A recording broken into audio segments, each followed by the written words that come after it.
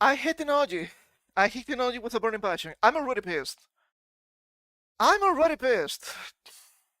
It took me too long to be able to start the stream today just because technology is insanely bad nowadays. I'm just sick. I'm sick and tired of everything at this point in time. I was already pissed about technology, mind you, but now it's even worse because nothing is working properly today. Nothing is working properly, and I don't understand why. It's absolutely deranged. Nothing is working properly. I'm sick of this. I'm sick of this. Why is everything laggy? Literally everything. Everything is just laggy. The computer, internet, everything. I'm not even running anything that needs a lot of processing here. It's insane. Everything is just joking. I was already mad because of the phone. Yes, it's once again the phone, the new phone, being insanely deranged and insanely stupid because modern technology just doesn't work. But no, even right now, not even the stream was working properly because everything has to be insanely laggy. Everything has to use an insane amount of resources for no reason whatsoever. Hello, Swedish man. Well, I'm going berserk, so it might be right. Do you read the game banning emojis? Yes, that is true. But I'm going on a rampage, so please understand. Right now, I'm just hating technology. Oh. At least I'm gonna go on the phone tangent. Yesterday, late at night, I was like, wow, this is so strange. My phone charged to 100%. It has some sort of a battery protection mechanism, so it should only charge up to 80%. And I was like, okay, this is a bit weird. It's being at 100% for a while and it's not going down. So I was thinking, okay, I'm gonna turn off the phone and turn it back again. See if that fixes it. That happened sometimes with my older phone. So I thought, just to make sure it's actually 100%. New phone and all that. It took me 20 minutes to turn the phone off. And now you might be thinking, there's no way it's that difficult, right? It's a phone. It's just a new smartphone. How difficult can it be? You have a long press on the power button and it turns off. If only it was that easy. If only it was that easy. If you have a long press on the power button, you know what happens? Gemini. Gemini comes up. So I had to go to the Google options to turn it off. It didn't work. I had to go to the settings to actually turn off the AI assistants because Google just doesn't work. It's pretty good. Even if you disable it, it's not enough. Even if you disable the Gemini app, it's not enough. The long power button press, it still tells you, okay, this is Gemini, but it's not active, so maybe you should activate it. I'm not against AI, but I'm against these companies pushing this insane amount of AI onto me. Because I don't care about your assistants, because they're trash. Let me use my devices how I wish to use them. Still, that was not enough.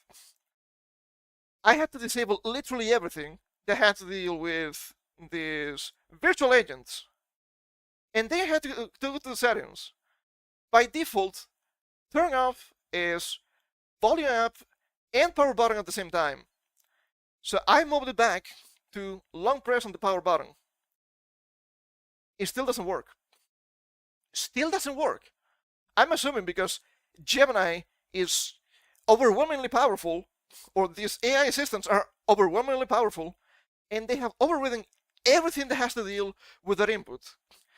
And despite me disabling them in every single capacity, you can just turn off the phone with a long press of the power button.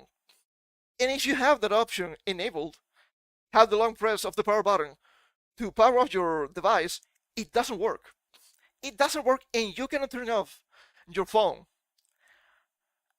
It's insane. I had to go back and I had to say to my device, okay, sure, power button and body map at the same time.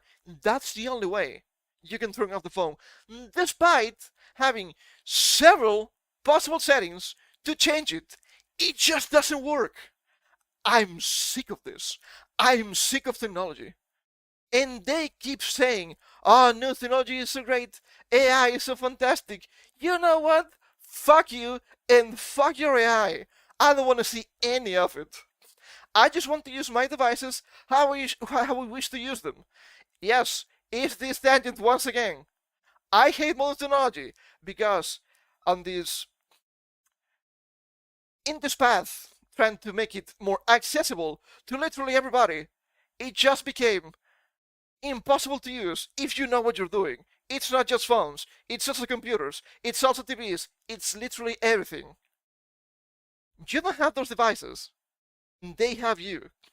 And I don't have it done for that, despite me seeing the tweet. It might be saved somewhere, I'm not quite sure where.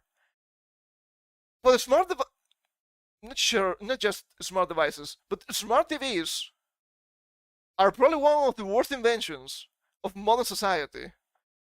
They take screenshots of what you're watching, whatever it might be, every half a second.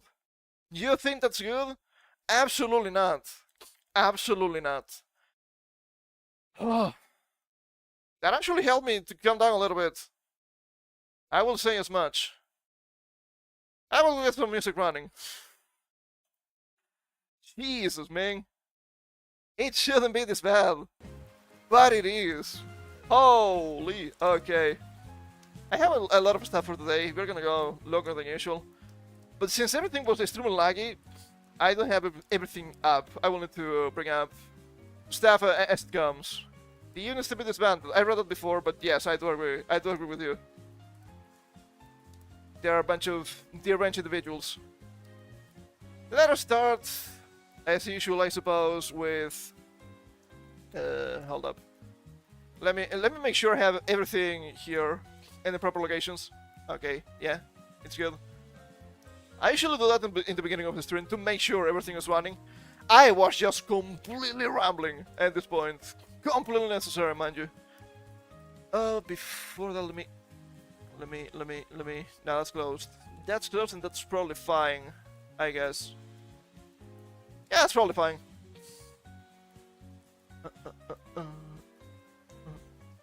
Okay.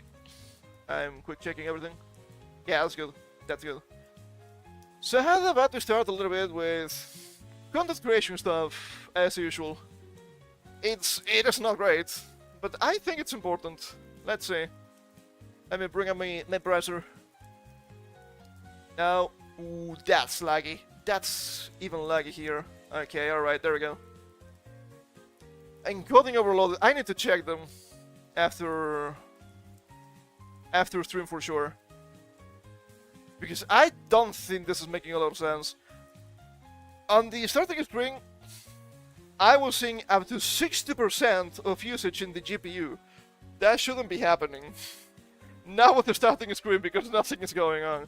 So I'm assuming it's happening to me like some other people. We may have an insane amount of encoders active at the same time, which is probably not what you want to see. Not an obvious list. 60%, about 63%. I'm like, but that doesn't make any sense. We've been streaming like Expedition 33.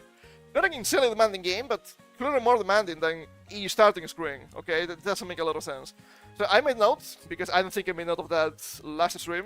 So I made note this time, and I will check after stream to make sure nothing strange is going on. Oh, really bad, really bad. So let's start here with. I don't actually want to show this because of people being insane in the replies, but I think it's important. So here we have Chiba Reviews. Chiba Reviews, for those who may not know the guy, is just a anime content creator, just a nerd talking about anime on YouTube. He's clearly against those evil things like censorship and whatnot. And he's been getting a lot of insane threats for, what, a year at this point?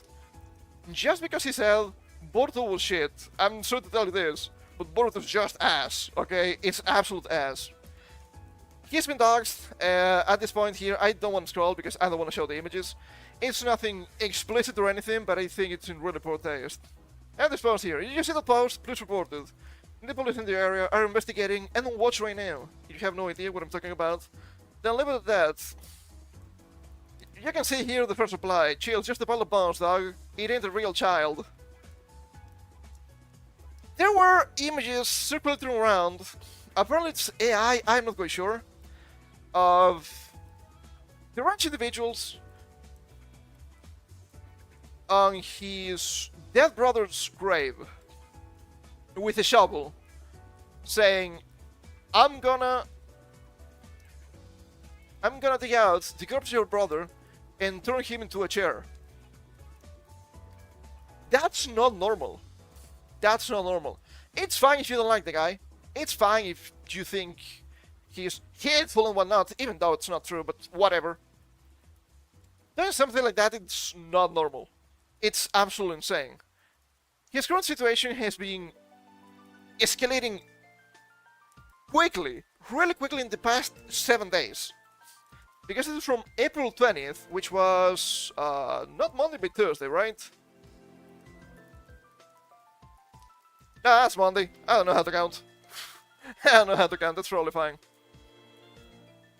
Apparently he's been doxxed. He got the feds on the case, and I think that's fair. And you also have posts on the likes of Kiwi Farms trying to get somebody to kill this man for $200. I think it was $200 Canadian, not even actual real money. This is absolutely insane. Some people are calling Chibi a lol cow. I don't think it's quite true. He's making many mistakes. He's oversharing. That is true. I will give you that. But I don't think what he's doing is self-destructive behavior. Or destructive behavior in general. Not even for other people. He's just... I don't want to say he's an artist, right? Because we don't know. But he's clearly maybe socially inept. And that's fine. I don't think this guy is the most savvy when it comes to internet stuff, despite being a pretty decent side content creator. But he's certainly not making things easy for himself. But to be fair, his opposition is just completely deranged and without possible redemption, in my opinion. Absolutely crazy. Absolutely crazy. I could show more stuff, but I'm gonna leave it on that because I don't want to show a bunch of expressions that have been going around for obvious reasons. Please understand. We have... what do we have here? I haven't read this article, but I think it may be interesting. Oh, it's loading. There we go. More content creator stuff. You're gonna see probably the worst people on the internet using this as a weapon. You don't want to see that, but not surprising. VTuber agency terminates streamers for falling in love. I can't understand why, but I don't know if I agree with the decision. I mean, it's not my agency, so who cares, right? Japanese VTuber agency Jimirezu has terminated two affiliated streamers after confirming they were in a romantic relationship, stating a violation of its internal no-dating rule. Of course, this is gonna be used, you see, the parasocials and whatnot. But it's actually pretty common, not just in VTubing or anything like that, but... hold up. Is this working properly or is this just streamer laggy? I'm not quite sure. Ooh, that was weird. Hold up. Holy shit, dude, please. Hello! Are we here? I think so, but whew, this is getting kinda laggy, dude. That's crazy. You don't wanna see that. Hold up. Is there something here I can do to fix this, maybe? I'm not even sure. That's kinda wild. Ooh, okay, let's try to not move too many things around, I guess. That was rough for a hot minute there. Okay, alright, we're back. I think we're back. Okay, yeah, you will see people, oh, you listen to this, post-socialism, but dating coworkers is usually kind of normal. I don't know if I agree, but it happens because common interests. DC announced on April 20th, 2026 that it had ended its contract with Kanada Ruka and Baku Baku, two dancers had been active under the Rumoressa banner.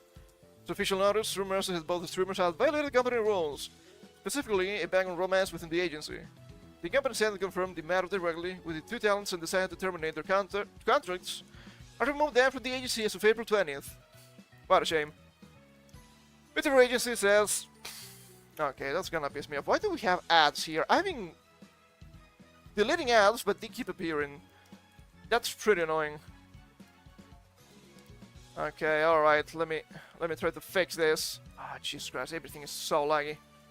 I don't know why. I have a good computer, okay? This makes no sense to me. Okay. Oh, that's rough, pal. It's gonna be slow. Please bear with me.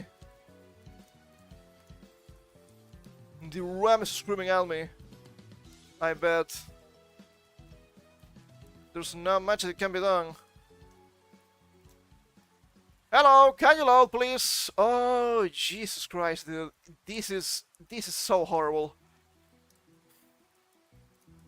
I'm deleting the ads, but they keep popping up.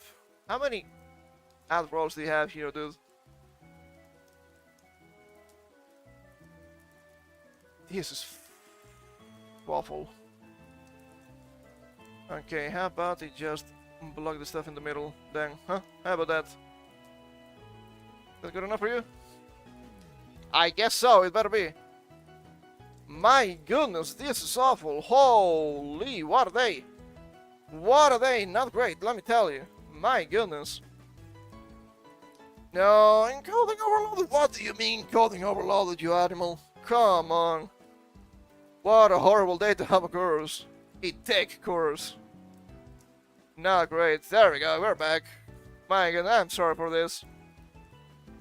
I like this being instrument scout, but what can you do, right? Okay. Vtuber agency says streamers broke no didn't rule. Are you kidding me? For crying out loud. For crying out loud. What do I need to do to finally block these ads? I don't want stuff showing on the side, okay? I don't like stuff showing on the side. I'm sick of this. I'm sick of this. I have several ad blocks, and they're not blocking things. I don't understand why. Oh, they just pop back up. Oh, they are probably running a script that keeps loading ads. Maybe that's why everything is so laggy, too. God, I hate to see that. My goodness, hold up. Well, we can just use archives. It's gonna take a little bit, because everything is just so laggy today. No wonder why. Holy. Having functional sites? No. How about you eat the ads? How about you shut the fuck up? Holy shit, dude, please. It's endless. It's fucking endless. Everything is just so greedy nowadays. This is bonkers, dude. This is bonkers. Archive this. Archive this BS. I don't care anymore. We could be playing nice, but we cannot be playing nice. This greediness. So horrible. Every single time. So horrible. I hate this with a burning passion. Holy shit, dude. Please. Everything is just giga-laggy. As if that actually fixes it a little bit, at least. I don't know if it will, but I can only try. Oh, not a good day. Clearly not a good day. This is awful. You don't hate it long enough. What is this? What is this? You know what? I don't care about you. I don't care about you. No more notifications from you. Peace off. I hate you. I hate you with a burning passion. It's kind of funny because the archives are always better. The archives never give me problems. Because you don't have insane scripts in the behind. Running bullshit all the time. So much better. Maybe just should have carved anything and everything. No more clicks for this site. None of them. They get what they fucking deserve. Oh my god, light mode. Ugh. I mean, sure, that's probably fine. Alright, let that be the only problem for today. There's more stuff I will need to archive, but still. Oh, that's rough, pal. That's rough. Come on, just let me scroll. It doesn't seem like it, but everything is just giga struggling today, and I'm sick of this. Okay, there we go. There we go. I wonder why this is happening with OBS or whatever's making everything lag, because it doesn't make any sense to me. It shouldn't be happening. Of course not. There we go. Now it's saying archive. Fuck you, Texarto. You get what you deserve. I'm sick of you. vtuber agency says streamers block no dating rule. According to the notice, streamers apologized to fans and other affiliated streamers, saying the actions of Kennedy Ruka and Baku had caused anxiety and damaged trust. I mean, if you go into the GFE and BFE kind of content, that's gonna happen. I don't think it's the best possible content, but yeah, that's gonna happen. I mean, it's a niche. It's a really dangerous niche. The agency also confirmed that both talents' activities within the and immediately with their names and accounts suspended or removed as part of the termination process. Regarding this matter, it's entirely due to my own shortcomings, and the responsibility lies with me. Canada Ruka wrote in a follow-up post according to X's translation. Absolutely no fault on the part of Rimuru Sasama. Understandable. Don't want to blame the company too much when something like this happens, because you don't want to bring the enmity of the industry up on you. I get that. I get that. Canada also said the agency has supported them with utmost courtesy throughout the situation and added that, under the company's rules, romantic relationships within the agency are prohibited. I don't understand why, because you're gonna get a lot of pressure, especially if something bad happens. And that's why it's also really dangerous to make some sort of working company with a spouse, for example. I'm not saying it cannot work, I'm saying I understand the problems, the potential problems. Canada really blame the company, trying to play it safe. In separate farewell message, Canada thanked fans for their support and apologized for any concern caused during their activities. Termination has since gone viral among vtuber fans, largely because the agency publicly cited romance as the reason for the contract endings. Termination is the Japanese liver, not liver. I had to double take every single time. Agency connected to the era streaming scene. The agency has ace fans that harass or defend the talents involved following the announcement. You know what? This might sound wrong of me, but I'm actually kinda happy for them, and I hope they actually make baby and they end up becoming happy. God damn it. I mean, why not, right? It's not necessarily something negative, but some people will use this as a weapon, as usual. I really haven't seen a lot of people talking about this yet, because this is from yesterday? Yeah, it's from yesterday. But I bet we'll see a bunch of insane lunatics on social media, isn't this? See all those freaks in the VTuber scene. But I don't think that makes a lot of sense. However, speaking of the freaks in the VTuber scene, we also have something else here that I thought was really funny. Because it says a lot about society. Oh, it's loading. There we go. And this Takasura guy, or girl, I'm not quite sure. Maybe female. I'm not sure. Right-wing VTuber. Just a commission artist. Artist says I don't support your ideas and drops you.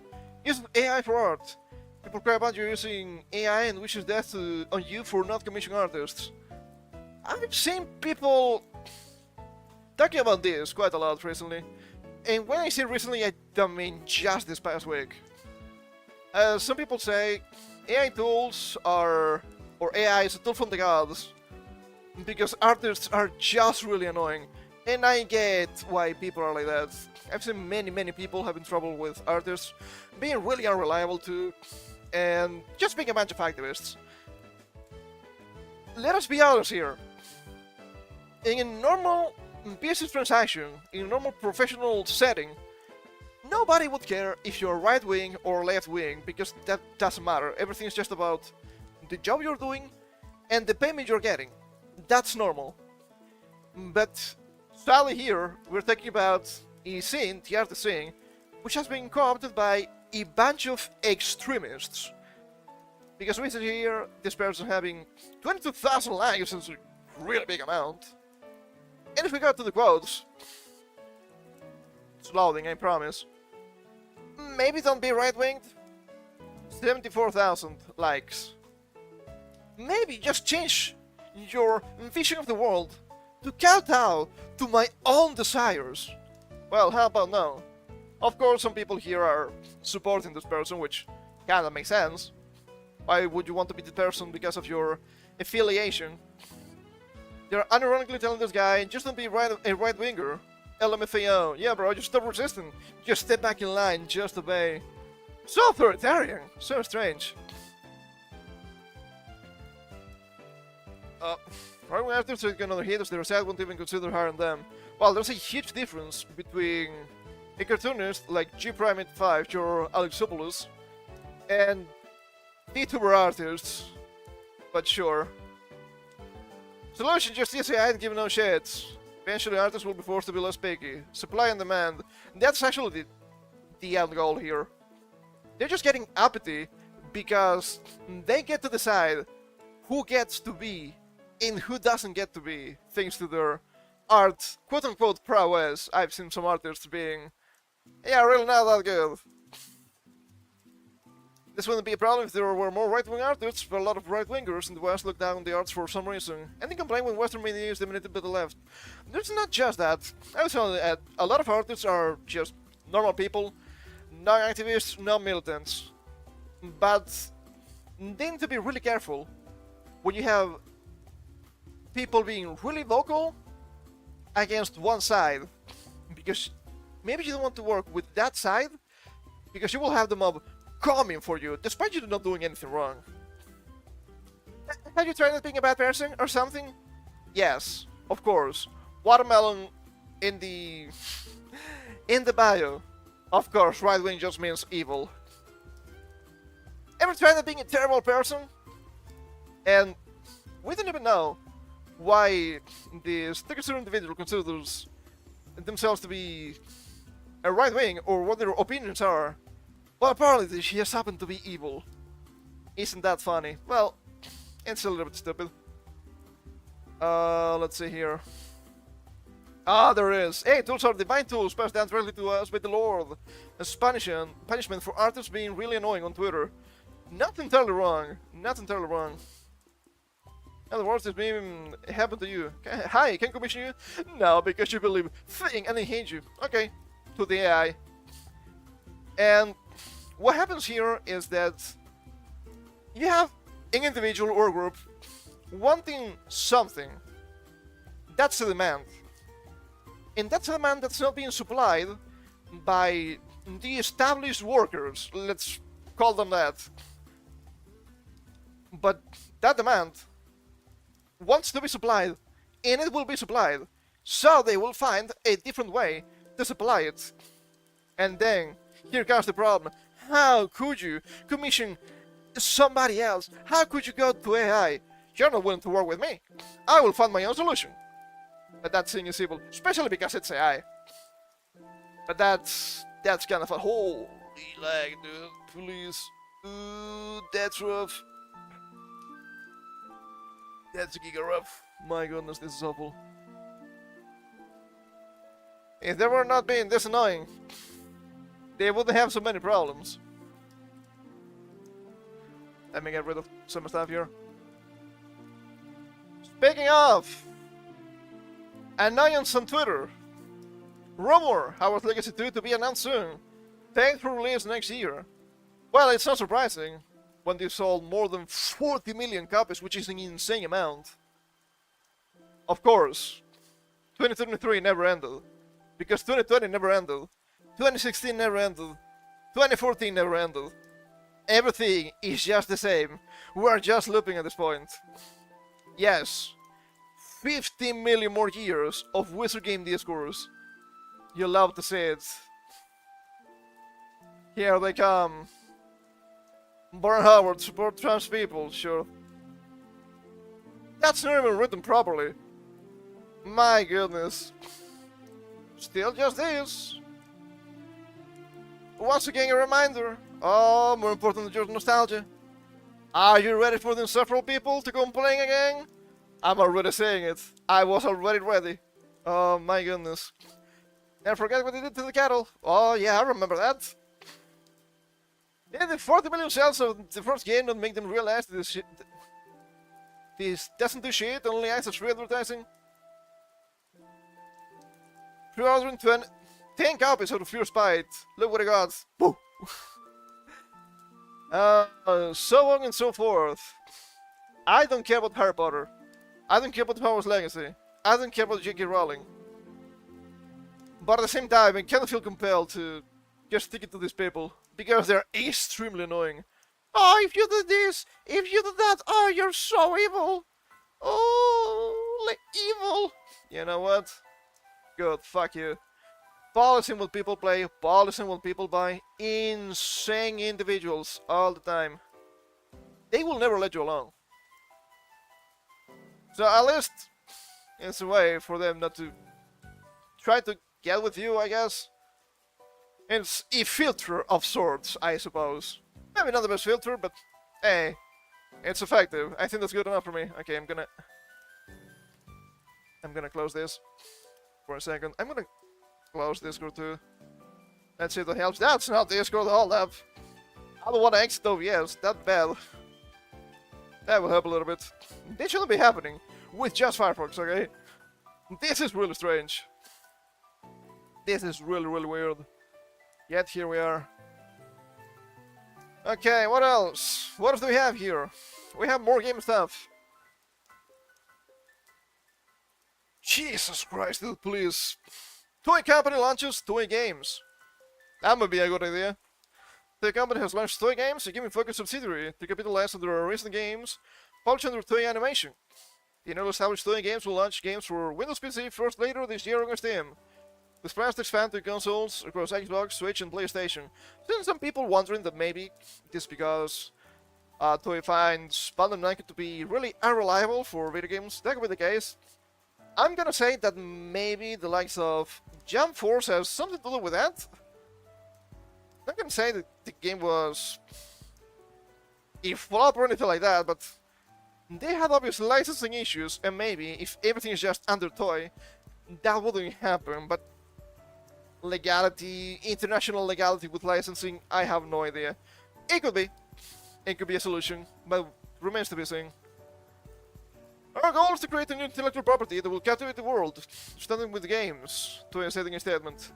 The initial lineup of games, which will be announced at a later date, will not use Toei's existing IPs, but will be completely new games created by the developers from Japan and abroad. Okay, that's interesting. I mean, they probably want to use something smaller in scope for testing, which is probably a good idea. If you're making anime-related games, despite not being licensed games properly, but anime style, this could be an interesting way of getting the games out instead of just being in indie dev, which props. I think that's crazy good, if available, of course. So I'm cautiously optimistic about this. Looking for Toy Games, Singing Love, was designed by Kairosoft, a Japanese game developer that has made numerous games to date. The company is to produce a pixel iteration of Toei's iconic Waves on the Rough Shore opening sequence seen their films.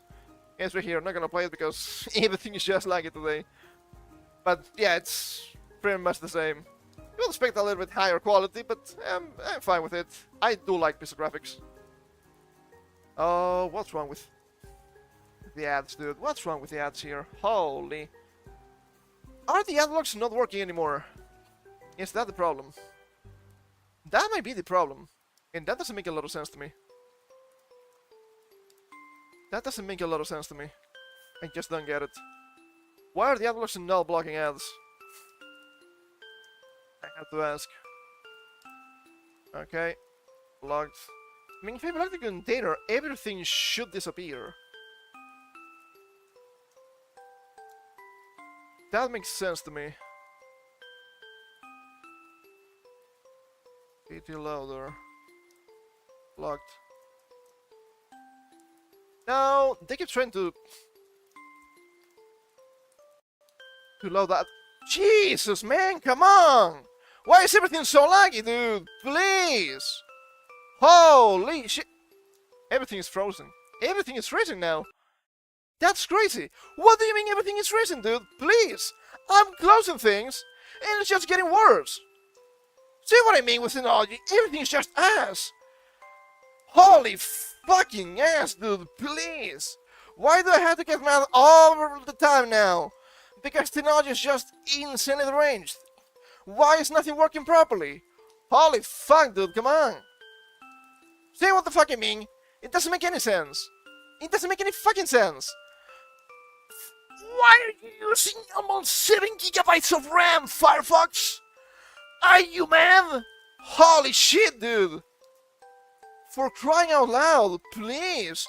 Why is everything just ass technology-wise nowadays? Holy shit, dude, please! Nothing fucking works, I swear to God, dude. Come on! Come on, man!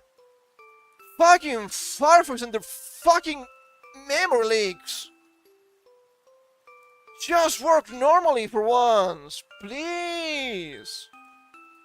God fucking damn it, dude, this is so annoying. And there's no way to fix it, because this is just a Firefox problem, because sometimes it just breaks, and there's nothing you can do about it. So there's like, you know what, I want to break. And it just does. And you're left wondering, but why? Why did I ever do it to you for this to be happening to me? Because you're a fucking idiot, trying to use software, modern software. That's a bad idea, it never fucking works. God damn it, dude. Holy shit, technology's ass. I hate this with a burning passion. Now we can only wait for this to kinda get fixed. I guess I'm gonna just archive anything. I keep saying anything when I mean everything, I don't know why. I'm gonna archive everything that I have open. That should lower resource management. But come on, dude, please. 7 fucking gigabytes, holy. Get the fuck out of here, dude. Oh, my Google Chrome is so bad, shut up. No, it's not, dude, no, it's not. Not the fuck it isn't. You're absolutely insane you think it is. I guess I can leave Twitter up. For now. That's an archive. That's another exert of bullshit. Let us archive this. Oh, I hate having to do this live, dude. I hate it, but I have to. Because everything is just fucking jank. Please, dude, please. Holy. So fucking obnoxious, dude. So fucking annoying. Come on! Why is nothing working lately? Please! Oh, technology is so good! Technology is just getting better. Technology hasn't gotten better in 10 years. Get out of here. It's just ass. It's been getting worse and worse since what? 2015? And you think AI is gonna save you? Absolutely not. Because AI is being trained by absolute fucking retards that don't know anything. Have you seen Windows? Can you stop literally freezing all the time?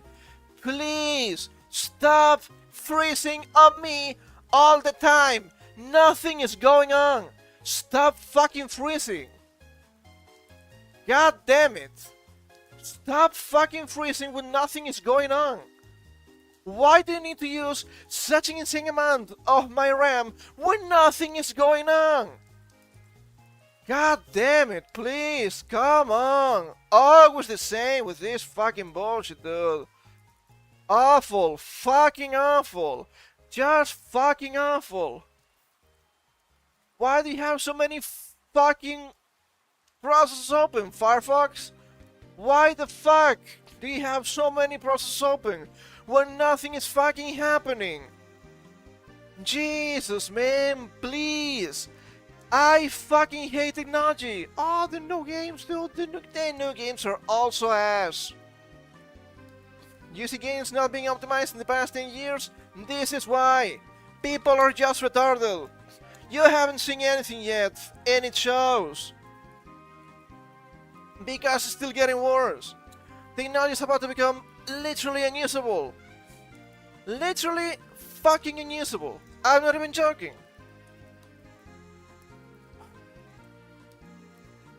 It's because people don't fucking care and people don't fucking know. They will need to know for them to be able to care. But that's not happening. Shit, it's not happening in my lifetime anymore. I'm just surrounded by subhuman scum. Nobody knows anything anymore. Nobody knows how to be professional. Nobody knows how to learn new skills. It's that fucking bad. I've been extremely disappointed by humanity since I became an adult, and it's only getting worse each passing year because people keep getting more and more stupid, more and more deranged. God damn it, I hate going in this insane tangents and insane rants. But fuck, man. Fuck. I'm sick of this. I'm fucking sick of this. Nothing ever gets better because you don't have people that can make it better. That's the main problem. And you can apply that to literally any facet of society.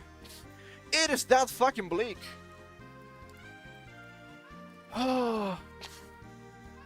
Societal collapse, war. War this is fast. And you understand when you die because you get hit by a bomb and whatnot. But this, God, this makes me want to explode myself in a fit of rage. So annoying, so annoying, so fucking annoying all the fucking time. I'm sick and tired, dude. I'm sick and tired. I was already mad because of the phone. Then I got even more mad because of fucking OBS. And now this bullshit. Get out of here, dude. Get out of here. Everything is just wrong by insane amount of insanely great people. And they will tell you, oh, things are gonna get better. Yeah, for you, you filthy animal. God damn it, you're annoying. God damn it, you're fucking annoying. That's running archive. That's good. They should probably be an archive too. Okay, it's already archived, thankfully. That's useful to me. That's really useful to me. And this is not an archive, but probably is already. It is an archive already. And that's pretty useful. God fucking damn it, I hate this, I hate this, I hate this! It's so annoying! Fucking technology! Oh, life is so much easier! If you're a fucking idiot! If you're a fucking idiot and you think technology is good, because technology does things on its own nowadays, but no! You're retarded and you're not gonna make it! Because you're a buffoon, and you don't understand what technology is and what technology can do! You're just a drooling idiot! That has a phone. I hate phones. Why did it become an entry though? I don't know. It was supposed to be good. Supposed to. Bumbling buffoons all around me. It's insane. Oh, the younger generations, they're so good with technology. No, they're not. They're even worse than grandpas. Because they only know how to use a fucking phone. And you know what phones do? Nothing. There's no interactivity, no connectivity. They just do everything themselves. Where were we? Here. Got from Toy Present from CEO. And CEO, Fumio Yoshimura. Toy Company Ltd has launched a new game brand, Toy Games, and venturing into the new field of the game business. We intend to clearly position this business as a new pillar alongside the fields that have been Toys mainstays until now, such as movies, television, and events, and we'll focus our efforts on it. Games are an extremely global form of entertainment that continues to spread beyond language and national borders. Will's medium, the to long-term vision to New 2033, goddamn.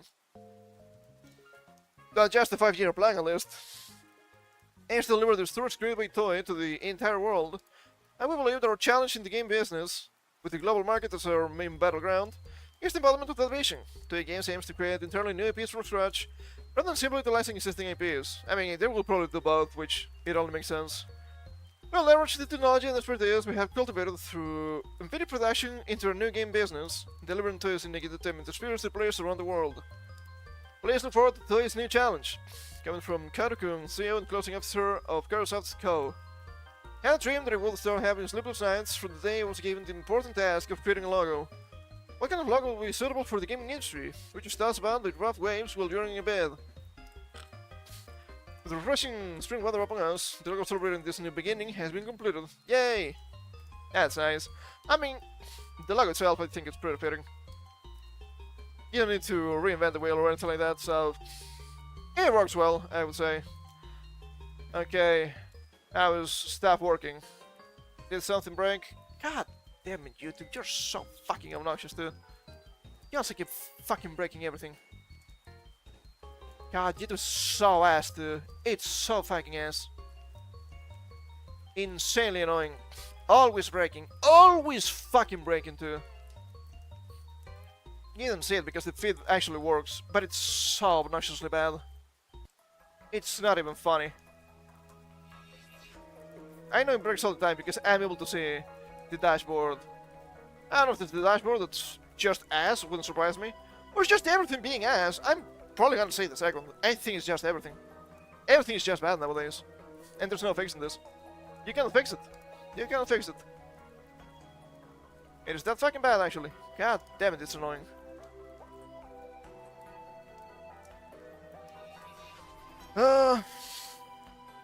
So of course, I guess we need to talk about the game stuff that's been going around this past week on social media too.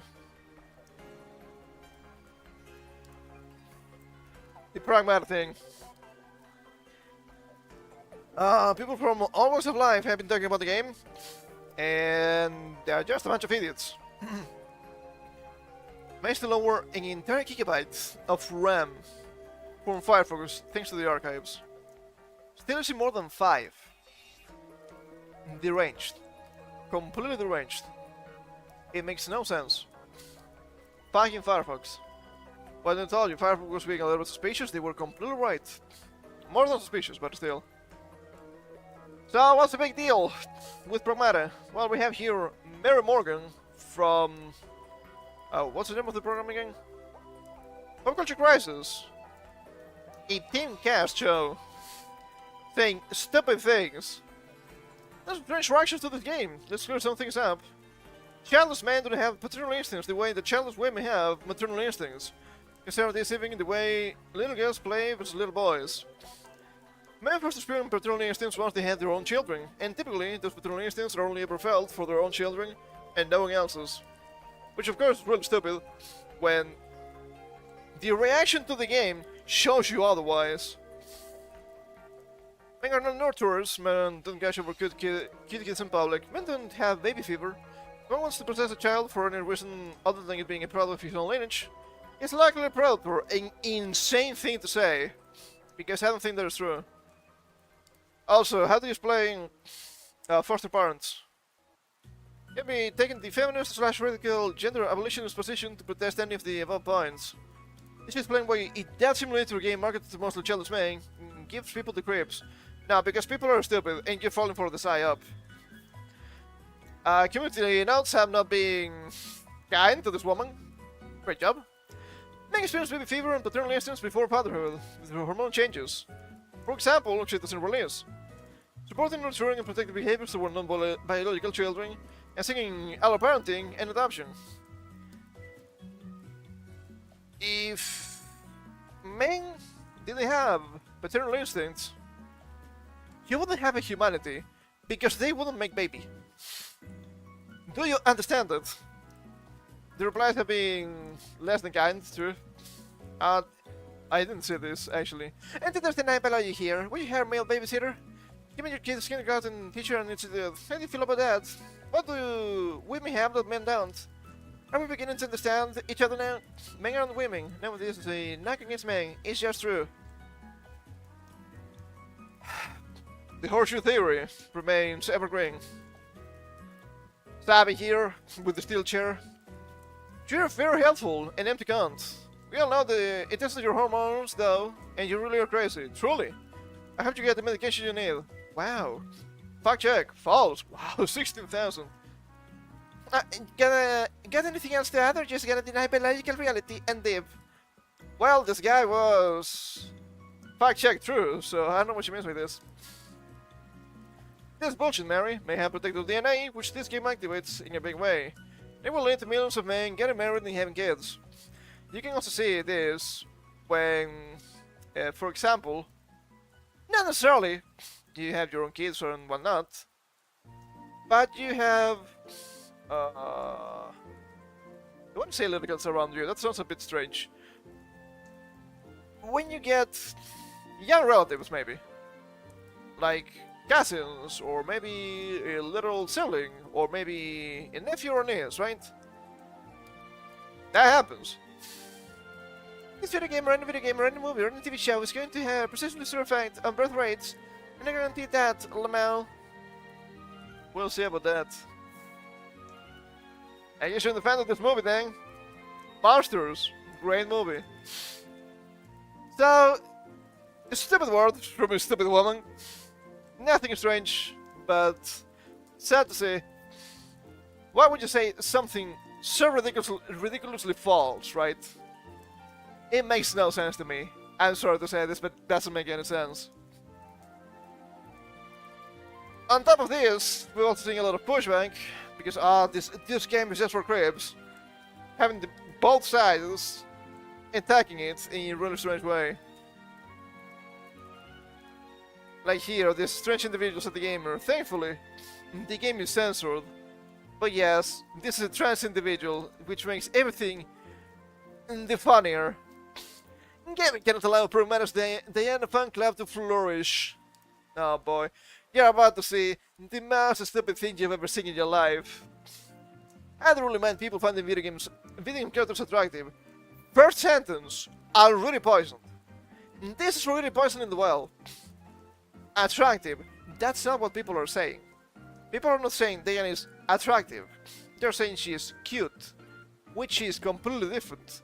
The implications are wildly different here. But you know they had to do the thing, they had to say the thing. If I didn't mind, I would be hypocritical. Do people get weird about it and take it too far sometimes? Absolutely. Oh, how curious. How curious. I wonder who that's for. Absolutely, but then that's the same for pop stars, actors, cartoon characters, and just real life people that we find attractive. It just happens.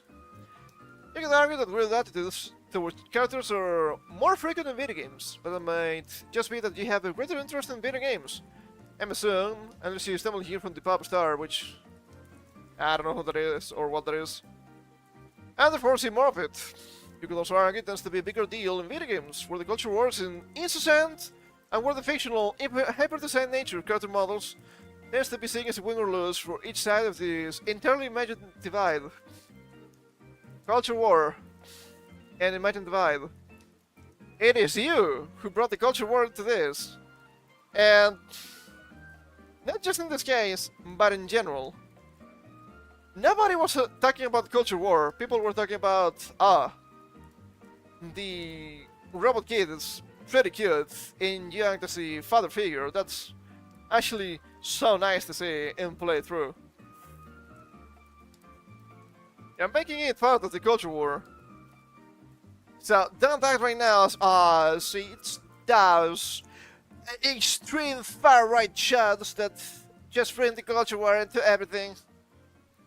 No, it isn't. No, it isn't. Still imagine the vibe. Who was it that was saying, these misogynistic female characters in video games? Fucking Anita Sarkeesian, and you cannot tell me Ah, she was not left-wing, and she didn't have any impact. That's revisionism, and we don't appreciate that shit here. But only matters as much as you care about. I Ewok video game journalist, self-described at least. What the? Humbly declare that even from still playing the fault. This is commonly agreed upon, yet often fought over. I'm still not sure why. Because it was being called the Gunner game, despite just being an action game with an attractive woman that's based on an actual woman. That's the culture war for you, insane lunatic. It becomes when this is the primary reason for playing, which quickly becomes a toxic tar pit when you start to convince yourself, not convinced by your mean like-minded surroundings, that this is the only reason games should exist. Nobody says that. Nobody says that. Nobody's saying that. You're misrepresenting the opposition, but if you didn't, you wouldn't have any points, because you would just be wrong. People are not saying it's the only reason games should exist. People are saying attractive characters or appealing characters sell more, just like in movies, just like in shows, because people want to see attractive people, because attractive people are attractive. Whoa! Is this a hot take? Nowadays, it seems like it. These, I suppose, where we find over Stellar Blade. When say the game is a little shallow, the little likes personality, then the mix of gang and melee combat doesn't work.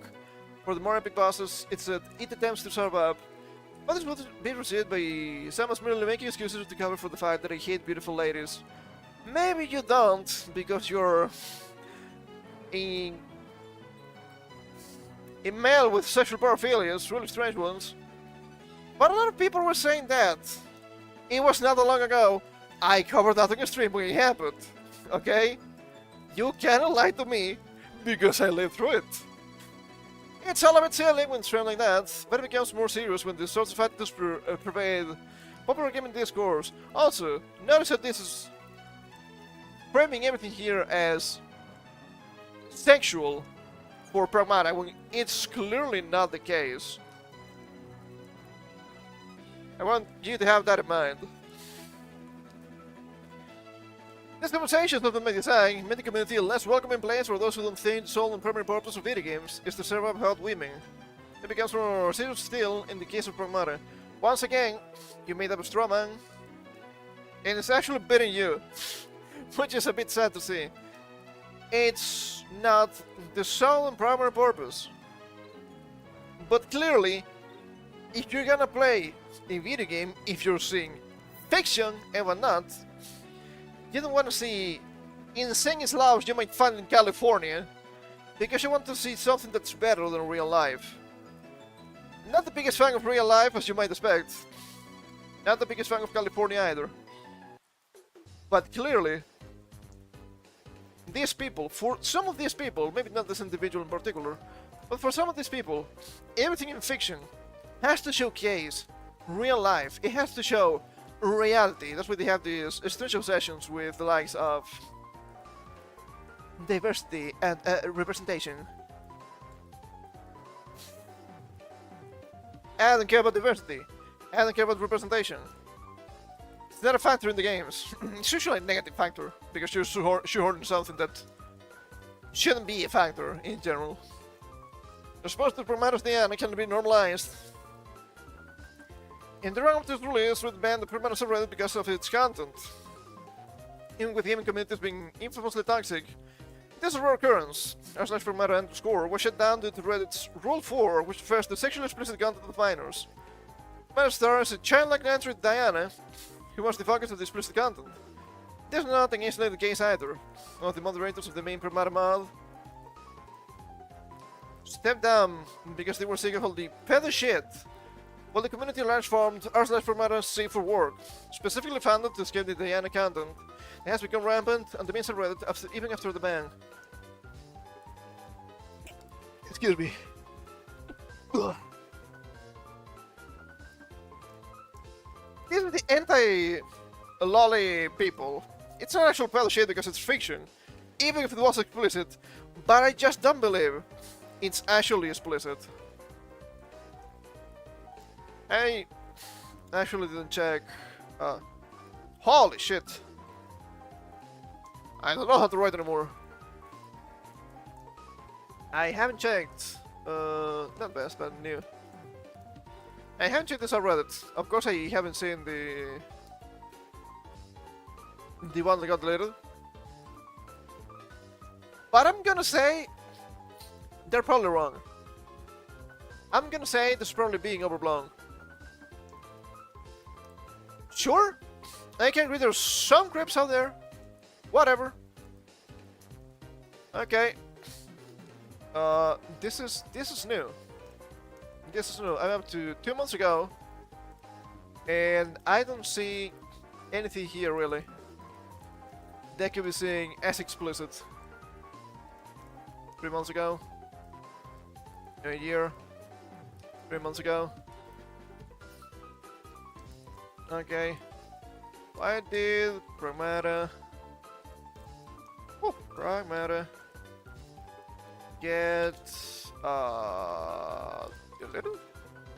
Might underscore. Oh, shut the fuck up, you filthy clanker. Okay, why did the Pragmatas have read it? Oh, jeez, man, please.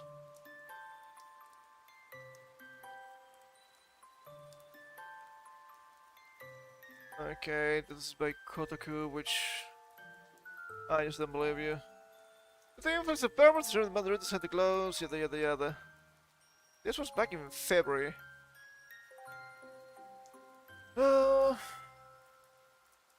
Let's see.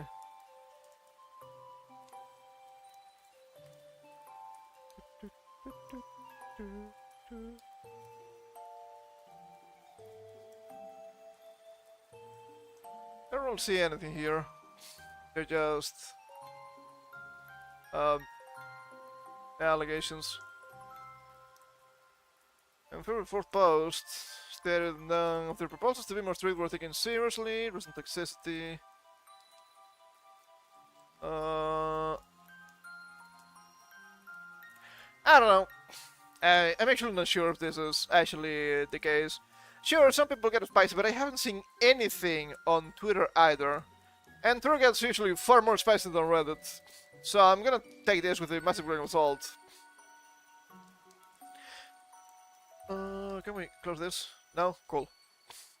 Reddit's far from the only place you'll see people sexualizing Diana. Steam forums are full of open discussion for her attractiveness, including but not limited to lusting over her feet and wishing for mounts that allow players to dress or undress Diana in more appealing ways. Game has not helped. Something. I went to Steam and I looked through 50 pages of discussion of the... It's gotta be more than 120 today at this point in time. I didn't see anybody lusting for the character. I didn't see anybody being a creep.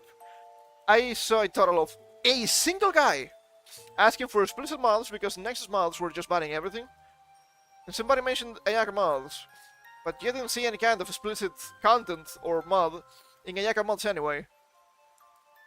You know what I saw?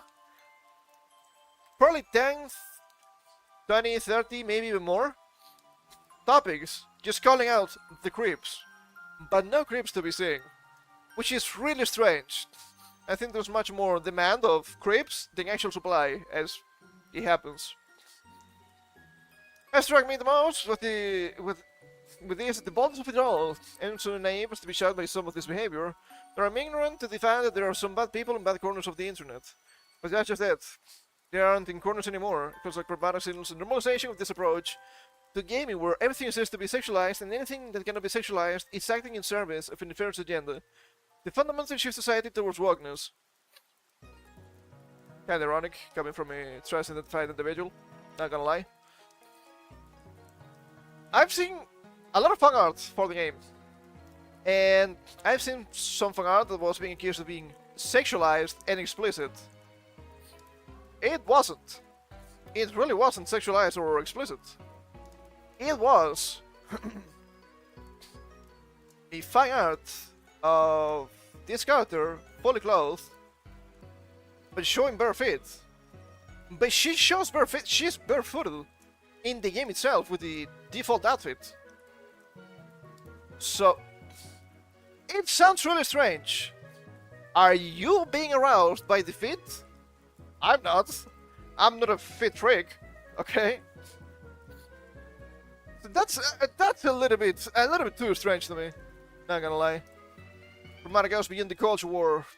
Then once again, it is still fiction.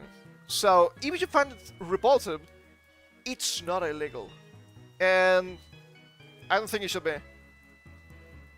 If you live in Australia, that's not my problem. There was a similar sort of discussion over Stellar Blade, but at least the women being objectified was a woman, not a child. A woman. A fictional woman. These people, by the way, will never do anything to actually protect kids. Actual real kids, okay? If we ask this individual who he thought about unchecked immigration in the West, you know the answer. And it's not the same one I have. So it makes it funnier. And let's make it better if it doesn't necessarily make it okay. And if in games like Baldur's Gate 3, typically viewed as being on the left of the culture war, and there's the fandom that discusses characters in a whoopified, hypersex way that, especially in the case of Asterian's post-launch narrative development, can be to the game's detriment. I didn't play Baldur's Gate 3, but from what I've seen, the party members just throw themselves at you because they want to get fucked. They are hypersexual themselves already. Funny enough. Assuming that is true, and I don't think it would be wrong. Then again, this individual is making an obvious mistake of concept. Objectified. They are fictional characters. They are objects already. They are meant to be objectified. Sexualized or not is a different issue, but they are meant to be objectified. They are meant to appeal to you in some sort of way. Then again, happens to Baldur's Gate 3, but then Stellar Blade is a problem. Not what this person is saying, but what we saw when those games released. But all of this, the interculture war where everyone is beautiful and no one is horny. No, that's not what's going on, and you know it. It's that only types of horny are allowed, and other types, more traditional attractiveness, are shunned. Not what these people are saying, because this guy actually agrees that yes, Eve from Stellar Blade is hot, but that's what's happening in the quote-unquote culture war with these games. Saying otherwise is a massive misrepresentation. If I went through the discussion about how we approach and react to modern media, there's a battle between those who wish to oversanitize media, considering sex since the whole non-narrative weight, to even be interested to viewer sensibilities, and those who have flattened culture down to be nothing but a magazine wrapped in plastic, and so on the top shelves of news agents. Is this still a thing? But it's kind of besides the point to delve into this. When the subject of the battleground is an actual child, fictional or not, kind of destroying your whole point with fictional or not here, to be fair. Then again, you're acting as if your side is not doing this. Oh, traditionally attractive? Not allowed. We have to be the most insane puritanical individuals. We have to ban that. We have to shun that. We have to shame that. Because that's not allowed.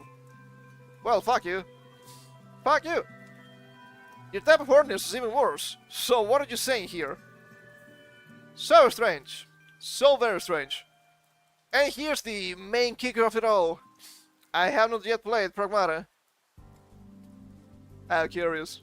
You're still here bitching about it though. That's because I'm a little tapped out on stories where men adopt daughter-like figures and prove their masculinity by protecting them. There are not that many. Not in modern gaming. So I don't know what you mean by this. Also, are you afraid that your male instincts may come back?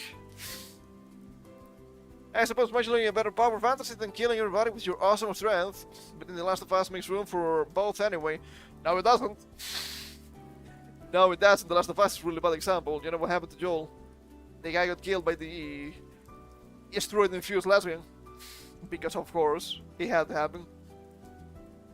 If I play Pragmata and Capcom's post-launch attitude towards the Diana fandom will be a major factor in this, it won't be because I found the child at the center of the game attractive. Why would you say that? Why would you say something like that? So strange.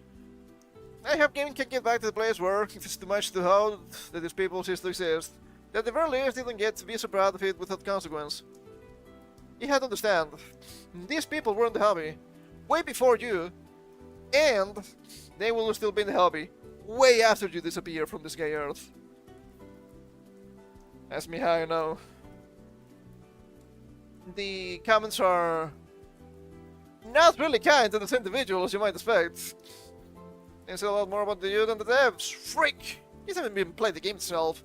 You really are special. Respectfully, I'm not sure what I'm a little tapped out on stories where many of that are light figures, and put their masculinity by protecting them has to do with this at all. Yet a woman is pissing me off to repeatedly seeming being criticized for simply enjoying something like Ramada or being happy, especially since that part comes across as unfair and negative. Protecting children, whether they're your own or not, is a basic human instinct, not something tied to proving masculinity.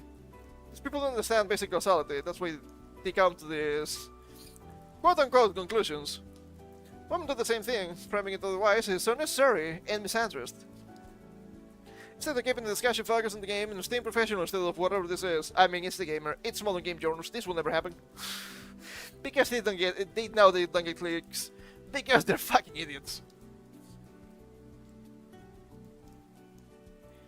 Okay, the guy is saying, you don't want to play because you're afraid of your own biological instinct and necessity. Have children and a good family to protect them, and you too. Ooh, rough. Very rough.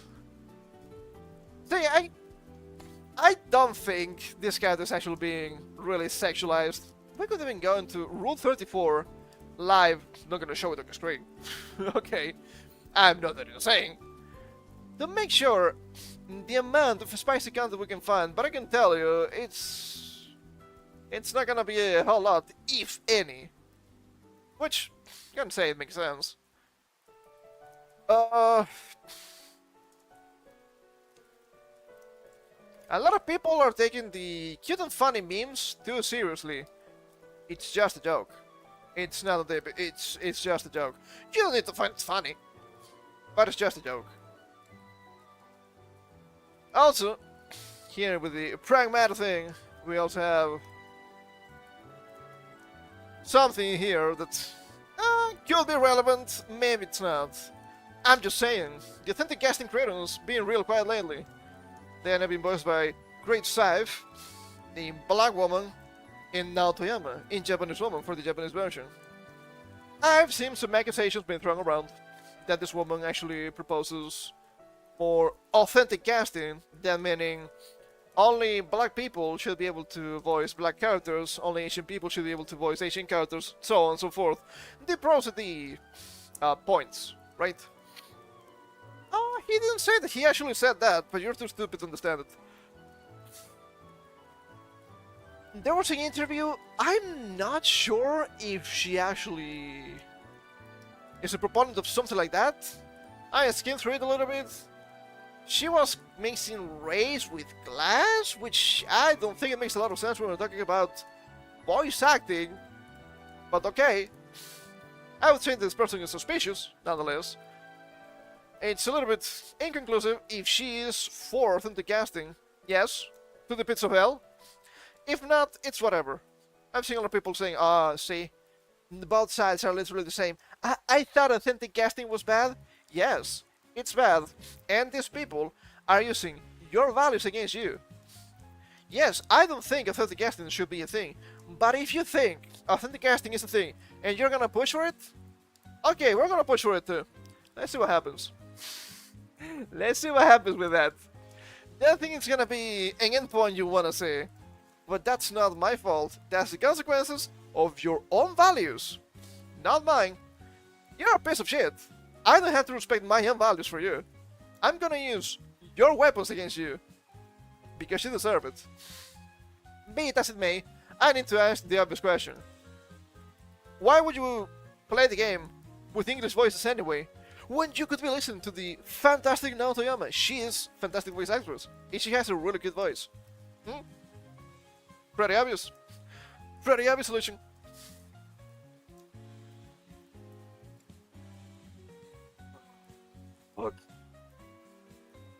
Everything's sorting. No wonder. I get mad and I tense myself. So of course at some point I'm gonna end up completely destroying my own body. Thanks to that.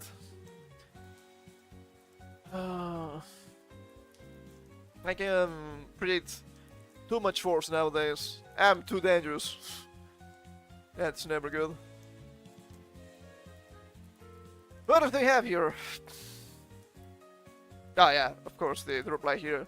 Just goes to show, as long as the voice performed well, your skin color doesn't matter. And yeah, I do agree with that, but I understand people trying to use the values of the other side against them. I mean, if the other side is gonna use your values against you, you should do the same, maybe. Unless you're stupid and you want to get killed. Literally killed, by the way. It's never hyperbolic. We have here... This was something strange inside. It was like, you know what? We can cover this a little bit. This could be interesting. Man goes viral wearing Quagsire hats in Pokemon Best Lunch. Well, this could be my major. Better than my senators, for sure. Amy in Japan has held a press conference to launch a best theme around the Pokemon Quagsire, and showed up wearing a hat along with the always happy Gen 2 Mon to mark the occasion.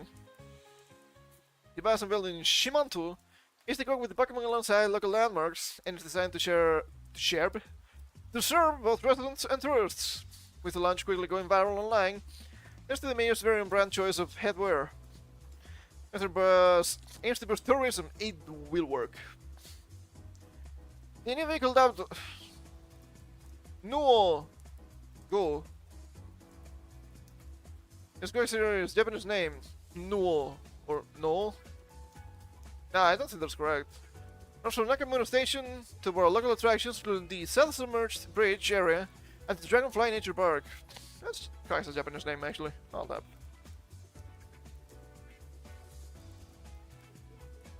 Of course, I need to find it in katakana. No.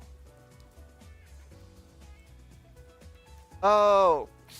Oh, this was not trying to be Domaji. That makes sense. That makes sense. That checks out. Humanity has unveiled a special Quagsire themed bus. The mayor wore a Quagsire hat to announce the launch of the bus, which is aimed at both local residents and tourists. Makes sense. Quagsire was named an official support Pokemon for Kochi Prefecture in late 2024, chosen in part because the character's relies world-dwelling image lies into the Kochi region's rivers and natural environment. Ah, that's nice. Through the launch, the mayor said What? I read it backwards. The mayor said he hoped the bus would inspire memorable trips for locals and visitors alike. Whilst his Quagsire had a fair bit of the heavy lifting and grabbing everyone's attention. Yeah, just a silly hat can do a lot of work for a politician, I guess. Not a bad idea. The Hemlock Pokemon has no shortage of crossovers and collaborations with everyday life, but with 2026 being the franchise's 30th anniversary, they're being even more prevalent. I mean, they sell, so it makes sense. Earlier this month, Japanese chain Gusto announced a nationwide Pokemon crossover revealing several food dishes themed around Gen 1's starter trio. And back in February, Pokemon Reveal plans to address a number of boring planes in themed libraries? It's not a word I've seen before, I don't think.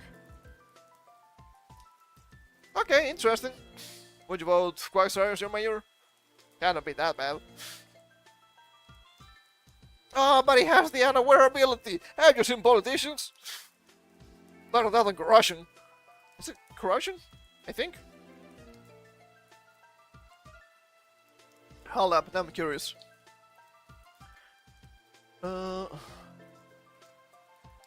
Yeah, corrosion. The one from Salazzle. Yeah, that's not one you want to see. Or even stench. Oh, absolutely not. Rather have unaware. Or damp. Damp is fine. Do you have water absorb? I think so. It's funny. That's funny. And now we're gonna get into a bit more spicy stuff back again. So don't mind me. So now we have some news from Russia. Russia regularly censors manga covering entire pages with black bars. And you thought China was well. Fine censorship, man. While repressive censorship isn't anything new in Russia, Ming in particular has recently become The focus of their posts highlighting how their pages are covered with block bars have gone viral. Can't really see anything here on the side, that's kinda crazy. When I squint my eyes, I kinda see something, but nothing really explicit, to be fair. Thanks in part to a new policy of auto-translating tweets, international communication has been more convenient. Censorship, which Russian manga readers have been dealing with for years, are finally getting attention by the West. At least as far as 2 years ago, manga has been censored with barcode-like bars crossing out entire pages, where the user posted an example of the manga Oshinohada ga Arita. Censorship is justified by Russia's protecting youth through LGBT propaganda. The excuse is being used to enforce censorship in multiple countries and restricts the freedom of expression of creators and restricts the freedom of consumers. Boomers not knowing anything, am I right, fellas? That's kinda funny. If you see Yuri, if you see Yaoi, that's not... I mean, it's gay, but it's not actually LGBT. Yuri is meant for straight guys, and Yaoi is meant for straight women.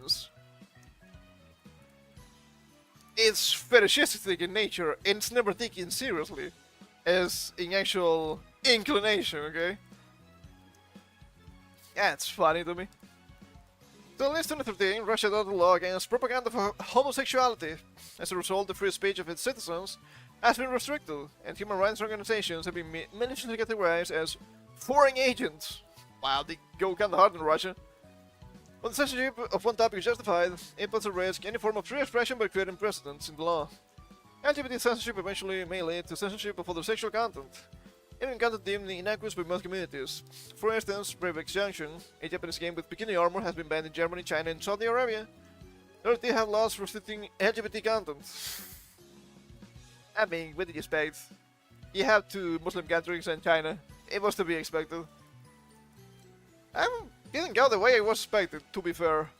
Is Oshino Hadagareta? Hadagareta.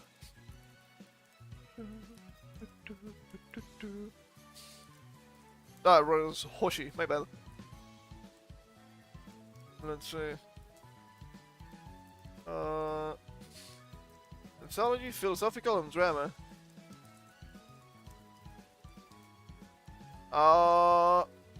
I mean, the first thing you see here in table of contents is nude mouse, so maybe there's actually some explicit stuff. I'm not sure. What about images? There's not a whole lot. Oh, you know how to. Let's see.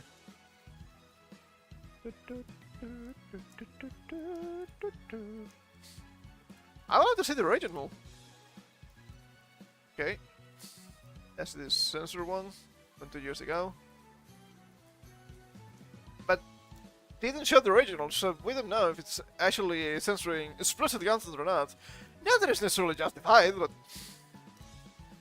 yeah, we should know.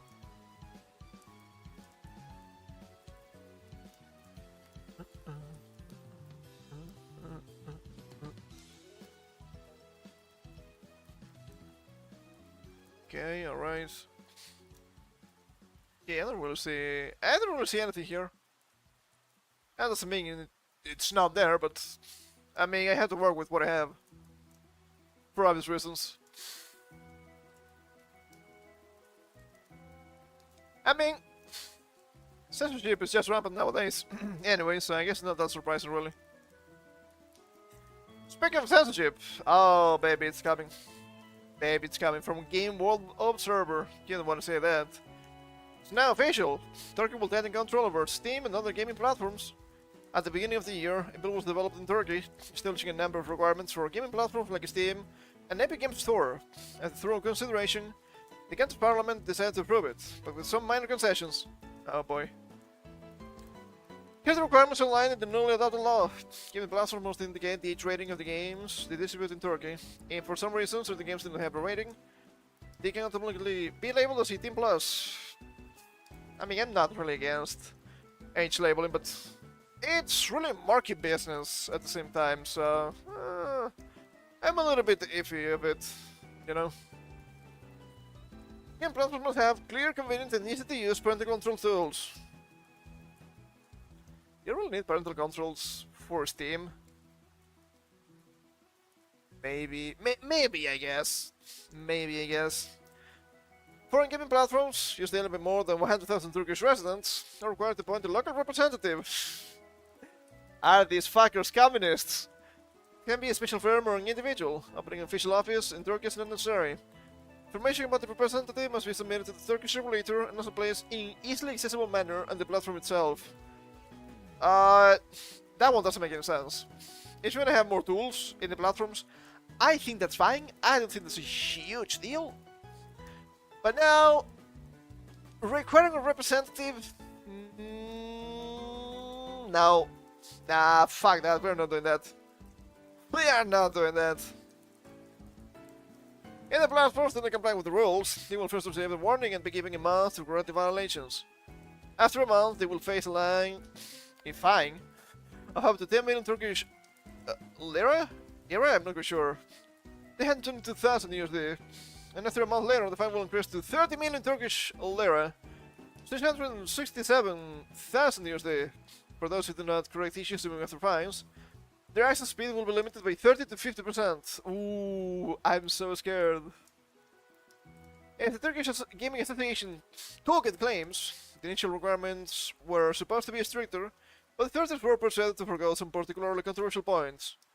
For example, the first version of the bill stipulated that games without the age rating as SM publishers would be prohibited from being sold in Turkey.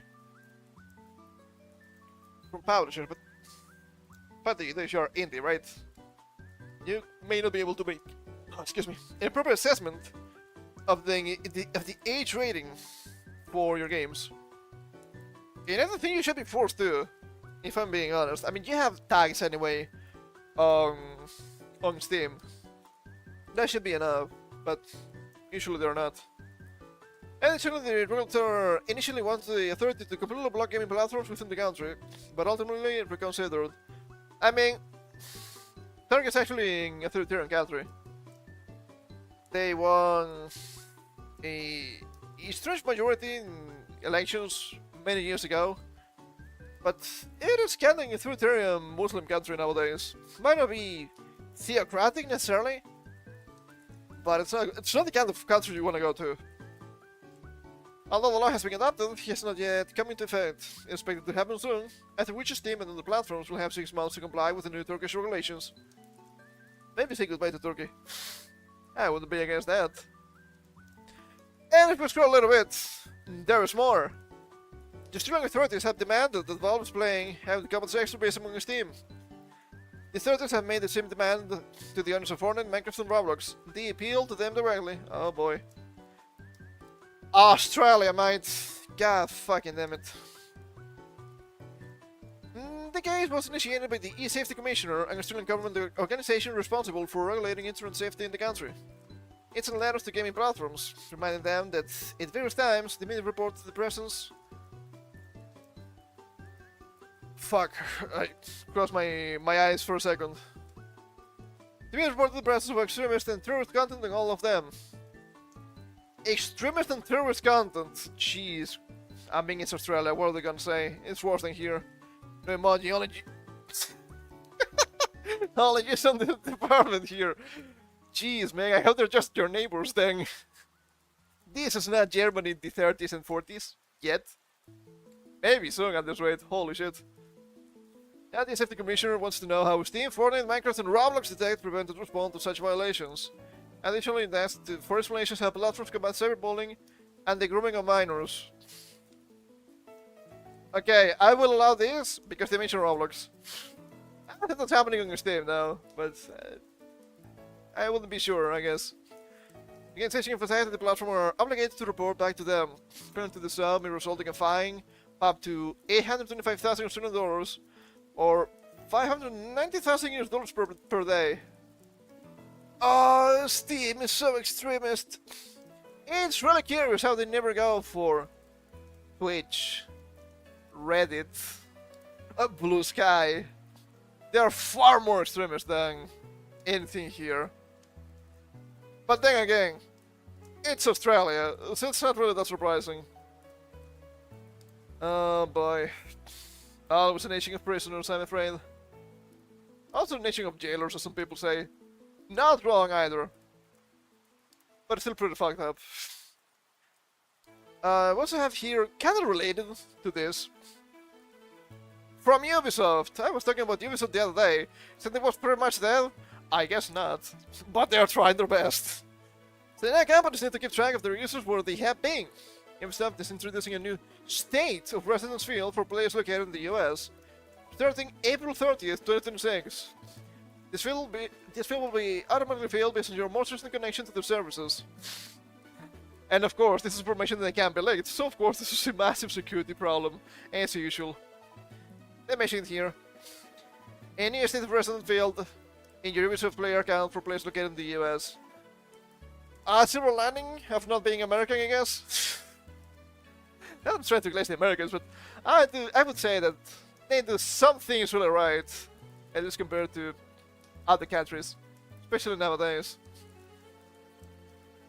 His music is some of the best. You have to admit that Pokemon has room really nice. The other day I tried to do Digimon. The music was fine, but the balancing was so fucked up. I ended up changing back to Pokemon. It's so nice in comparison. This was... Oh, it doesn't show. It doesn't have the proper chapter set up. That was not Verdant Turf Town, I can tell. But still, that's fine. I do highly recommend Farm Life Gaming if you like Pokemon OST. They upload really frequently. Thank you for helping us keep our community safe and enjoyable for everyone. For everyone? Come on now. Come on now, you people are silly. What are the replies saying here? Houston needs to go under at this point. If anything is surprising, they have not. We are losing our freedom slowly but surely as time goes by. Welcome to Europe being watched 24/7. Oh yeah. Alright, the Chinese company takes control of Ubisoft? How amusing. I love all of those that I can get my hands on except Stardew. I don't think I ever listened to Stardew's OST. Never played the game actually. Don't know if it's for me. I think it's supposed to be Harvest Moon, but in the game. I don't know about that. Stardew I won't try because it's not like my preferred favorites like Harvest Moon, Storage Seasons, and Rune Factory. I've heard some conflicting things about, I think it was Rune Factory, maybe some of the older games. How they're meant to be kind of farm games, kind of RPGs, but you can just ignore the farming altogether, which is a bit weird. Some of the games have either strange translations, or they're kind of broken, which that's something you want to see in games, of course. But I don't know, I've seen... Which was the last one? Rune Factory 5, I think? You look at the game, it looks kind of interesting. I never tried them. Maybe I need to at some point. There's so many good games we still need to play, though. Factory's fantastic, don't let anyone fool you otherwise. No, I'm not saying the game is bad. I'm saying some of the releases might have been a little bit botched, sadly. I haven't played any such game. I played up to 3 and 4. That was on the 3DS, right? DS and 3DS, maybe? Maybe just 3DS. Oh, the DS and 3DS had a lot of games to surprisingly... But maybe not surprisingly. Maybe you would be surprised at the 3DS. But they released games on the 3DS because the Wii U didn't have anything anyway. Thankfully, we can emulate those nowadays, which is nice. So if I could play... If I wanted to play some of the things I like, I'm looking at them. I could. I mean, we played Pokemon games already. So there's that. It's kind of weird when you say, you know what, the game is not that bad in comparison with the new releases. Oof. That's fucking rough. That's rough. But it's also kind of a problem that a lot of the games I like are just RPGs. I shouldn't be just playing real long RPGs all the time on stream. I think that's a detriment. But I will play some of those at some point. I will try some of those on my own, maybe. That will be okay. But speaking of emojis, here comes the EU with the steel chair. It's still been made of steel. Digital Cyber Society report lays out landscape of systemic risks online. Huh. That sounds a bit weird. European regulators, the European Commission, and the Board of the Digital Services Coordinators enforcing the Digital Cyber Society published a worldwide first report on the landscape of prominent and recurrent threats on very large online platforms and search engines in the European Union. It's gonna be an actual risk? I bet it's not. The report identifies systemic risks such as, among others, the spread of illegal content or threats to fundamental rights occurring on very large online platforms. I wonder who's to blame for this. By the way, it's like the Garfield meme pointed to himself. Also gives a first overview of the mitigation measures taken by platforms based on the transparency requirements under DSA. He appears divorced from the realities of life at times. At times, that's being quite generous to them, I would say. But I can only agree with you. Key findings cover risks to mental health and to the protection of minors online. Oh, the minors. The minors. When you think of the kids, I'm thinking of the kids, that's why I hate you people. The impact of emerging technologies such as generative AI on online platforms and challenges to intellectual property protection on online marketplaces. Among the notable mitigation measures highlighted are, for example, the use of automated systems to detect emojis used as code for illegal activities online, such as the sale of illegal drugs.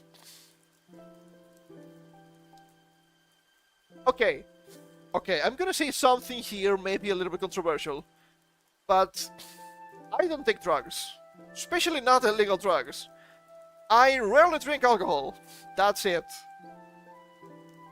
I do find really strange that people are using emojis as code to sell illegal drugs. I'm not saying it's impossible, but code words have existed for the longest time. Going into emojis is a little bit weird. One of the preservation of cultural aspects is quite good and humane. I'm not sure about that one, to be fair. They pose as quite good and humane, but their activities are quite self-destructive.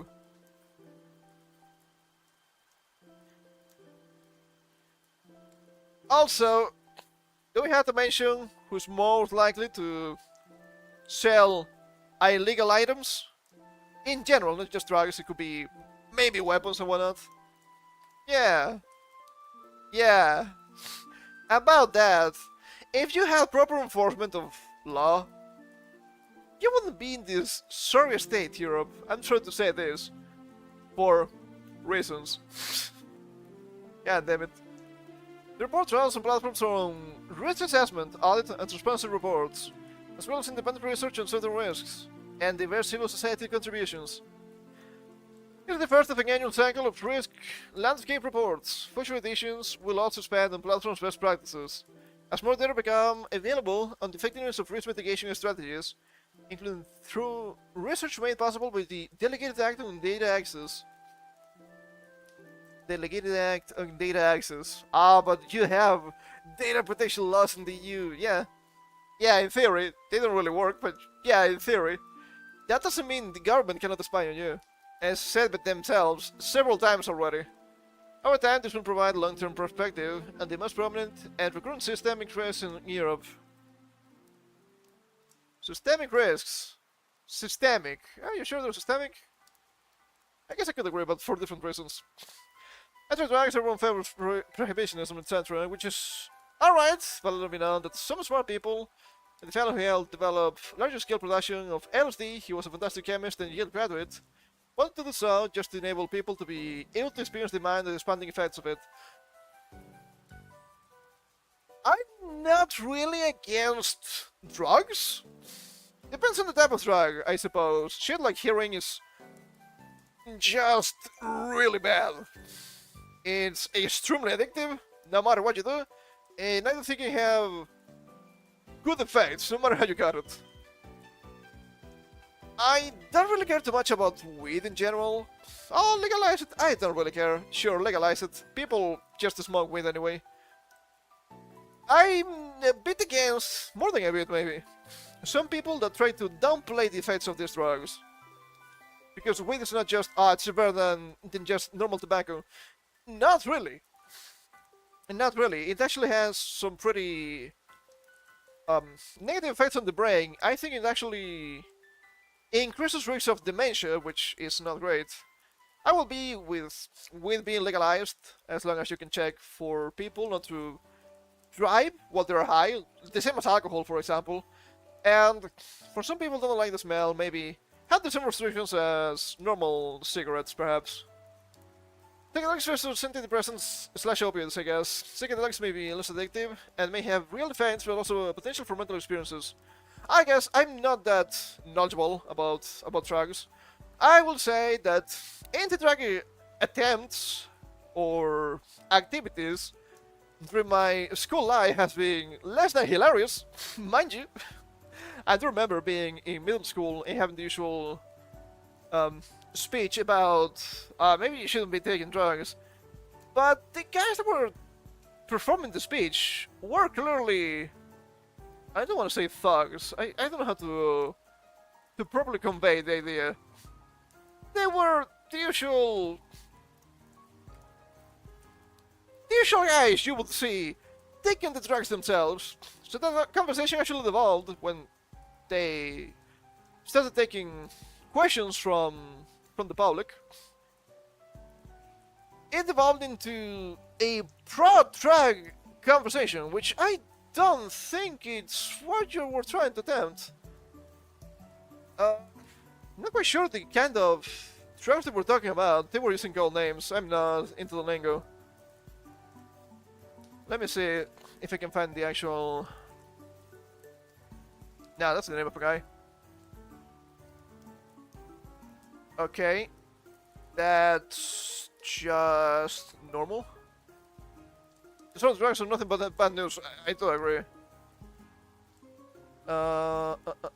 Is it this? I have no idea.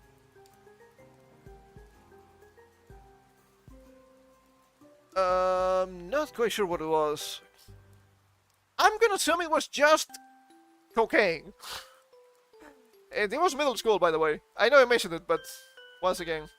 And we're like, you know, actually a little bit, it's not that bad. And I was like, but why are you saying this to middle school students? When you're supposed to be against drugs? I don't know about that one. Maybe you shouldn't, hold up. But yeah, I don't think weed, for example, is such a huge deal. I don't like cocaine, but maybe because I know some people on the bad side of the family take it. So I probably just think a strange connection of values there. I mean, there's way worse shit than cocaine for sure, but then you see fentanyl and all that, you see the zombies, that shit is scary, dude, that's crazy. No, cocaine users may prefer to stick on the side of cocaine bad. I think that's understandable. I would say there's way worse things, but I still don't think it's good. I'm okay with normal cigarettes, unlike the UK. Spoiler alert, it's coming. I also have the article up. I don't really care too much about alcohol, and I don't really care too much about weed. A bit of alcohol is fine, a bit of weed is probably also fine, but the issue, as usual, is the overconsumption. Overconsumption of cigarettes has different problems. They're not that apparent, but yeah, also kind of bad. I mean, some people can enjoy the, speaking of weed, right, the edibles and all that, so that's probably okay. You also have sometimes really strange situations with weed plants.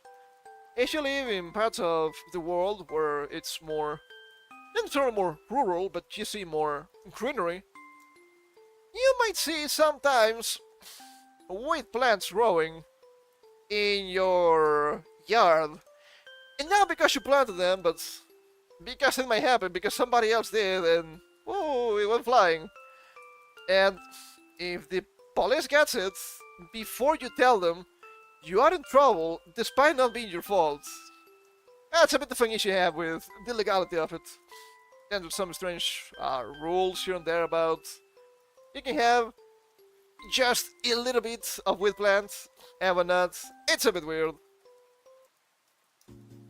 I'm not gonna go, oh, whole ass prohibition, because it never works. Of course, that always promotes black market and criminal syndicates. Apparently that's happening right now in Australia with normal tobacco, which not something I knew about, but I've seen it mentioned because of the UK ban soon. I can finish this and jump to the UK ban actually because it's topical. I think I have it. Yeah, I have it up. Then to bring it up. That's good. Provides a reference point for understanding systemic risk in the EU is stemming from DLOPs and DLOSEs. I don't know what those are, we can look that up. Because that's a key tool for transparency and accountability, ultimately contributing to safer and more trustworthy online environment. Check more here. Okay, what are those? What are those? Let's see. The blobs. And they're large online platforms, okay, and the lows or belows. Very large online services enforcers, maybe? Didn't tell me anything here. Trying to correct itself to close EU. Hey, I can't wait to that one. Funny enough. No idea. I'm assuming it's related. I think prohibitionism is crazy. The war on drugs, the best example. The FDA regulates drug classes in the US. I hear stories that the FDA themselves are in cahoots with drug suppliers. I've also read about that too. For the cat of the chair, and anyone who isn't in it, is really faces action. It's a big syndicated network. Yeah. That's also a big issue with corruption in general, but you cannot just crack down all the corruption with rules and laws. If only it was that easy, right? But sadly, it's not. You also have some people saying that the FDA is not just in cahoots and whatnot with the drug syndicates, but they're actually the heads of some of these syndicates themselves. I mean, when you finance both sides of a war, you always come up on top, right? That's the US MO at the end of the day. It is rough. It is very rough. Especially in the US with drugs, you see in overuse with opioids. Because the doctors, when you actually have a health issue, they might prescribe them with no qualms for your safety. That's what happened, for example, with George Floyd, by the way. I'll defend him, yeah, but apparently it was because he got addicted to opioids thanks to healthcare, which is not something you want to see. But then again, they can always be selling you some sort of product, so yay. Big Pharma, not a big fan of Big Pharma. Thankfully, I was not streamed back in 2020. It would have been kind of wild. Not a big fan. So speaking of prohibition, we also have this thing here. From the New York Times, proposed lifetime smoking ban to become law in Britain. The proposal, which was approved by Parliament on Tuesday, will ban the supply or sale of tobacco products to anyone born in 2009 or after, permanently. I'm not a big fan of smoking. I've actually never smoked either tobacco or weed.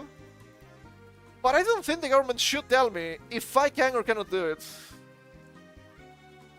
Marijuana falls exactly in the sweet spot of is it good or is it bad? It's not very different from alcohol in that it has cultural significance and definitely has less potential for aggression compared to alcohol consumption. Yeah, I can agree to that. I've met some potheads in my life, as you might expect. They were not insane, but you could also see they were not really that functional, and maybe they just smoked a little bit too much. I mean, the trope of the not drug dealer, goddammit, the drug user exists for a reason. You have some people that just have to keep smoking weed all the time, right? You had the guy, I've been working like crazy this week, I'm back home finally, I'm stressed, I'm gonna smoke a little bit to finally relax. Sure, that's fine, but for some people that becomes a daily habit and they become dependent on it. The same as alcohol, I suppose. Being functional is a test for the free market, not for regulators. I guess so. I guess to some extent, if they become non-functional, it's on them, right? I might be a little bit too Machiavellian sometimes. And this one here I do find is really funny because there's a lot of tax money coming from tobacco. And it is said, I don't know if it's true or not, but it is said that the main contributor to healthcare is actually tobacco taxes and alcohol taxes. So that's kind of funny. Kind of funny to me. Britain aims to raise a smoke-free generation by permanently banning the sale or supply of tobacco and in vape products to anyone born in 2009 or after, with a bill that was approved by Parliament on Thursday. Also vape, that's a bit strange. It is my understanding that vaping is not just risk-free. If you use it a lot, it can also have some detrimental effects on your lungs. Not as much as cancer, I don't think. It has, or it can have a huge amount of nicotine, worse than tobacco. But it's somewhat crazy. Look. If you get to ban the vapists, this might be a W, okay? I jest, of course. It's a good example of circular economy. Everyone gets their cut, and the consumers get to go. I mean, yeah, it makes sense. It makes sense. Always fucking over the smokers. The bill applies to people currently 17 years old or younger, and aims to keep them from ever picking up the habit in their lifetime. The proposal is expected to soon go into law, after the final formality of approval by King Charles III. I know it has nothing to do with this, but I need to mention it because they mentioned the king. Oh, the No Kings protests in the US! And you also have No Kings protests against Trump in the UK when they actually have a king. Make it make sense. You might dislike the orange man, but that's so stupid. Lawmakers said that in practice, the measure means the age... Okay, gotta restart. The measure means the age of sale for tobacco products will raise over time as the targeted demographic group grows older and call it the smoke-free society. The law will apply in England, Scotland, Wales, and Northern Ireland. That's not really funny coming from modern society when you have so many cars with their fumes around. You're gonna tell me somebody smoking is really that dangerous and really that bad? I just don't believe it. I guess they're also kind of trying to move to just electric cars. So they might actually be a little bit consistent there. I just don't think it makes sense. This kind of begs the question too. What about chewing tobacco? It's not smoking, right? Should be okay.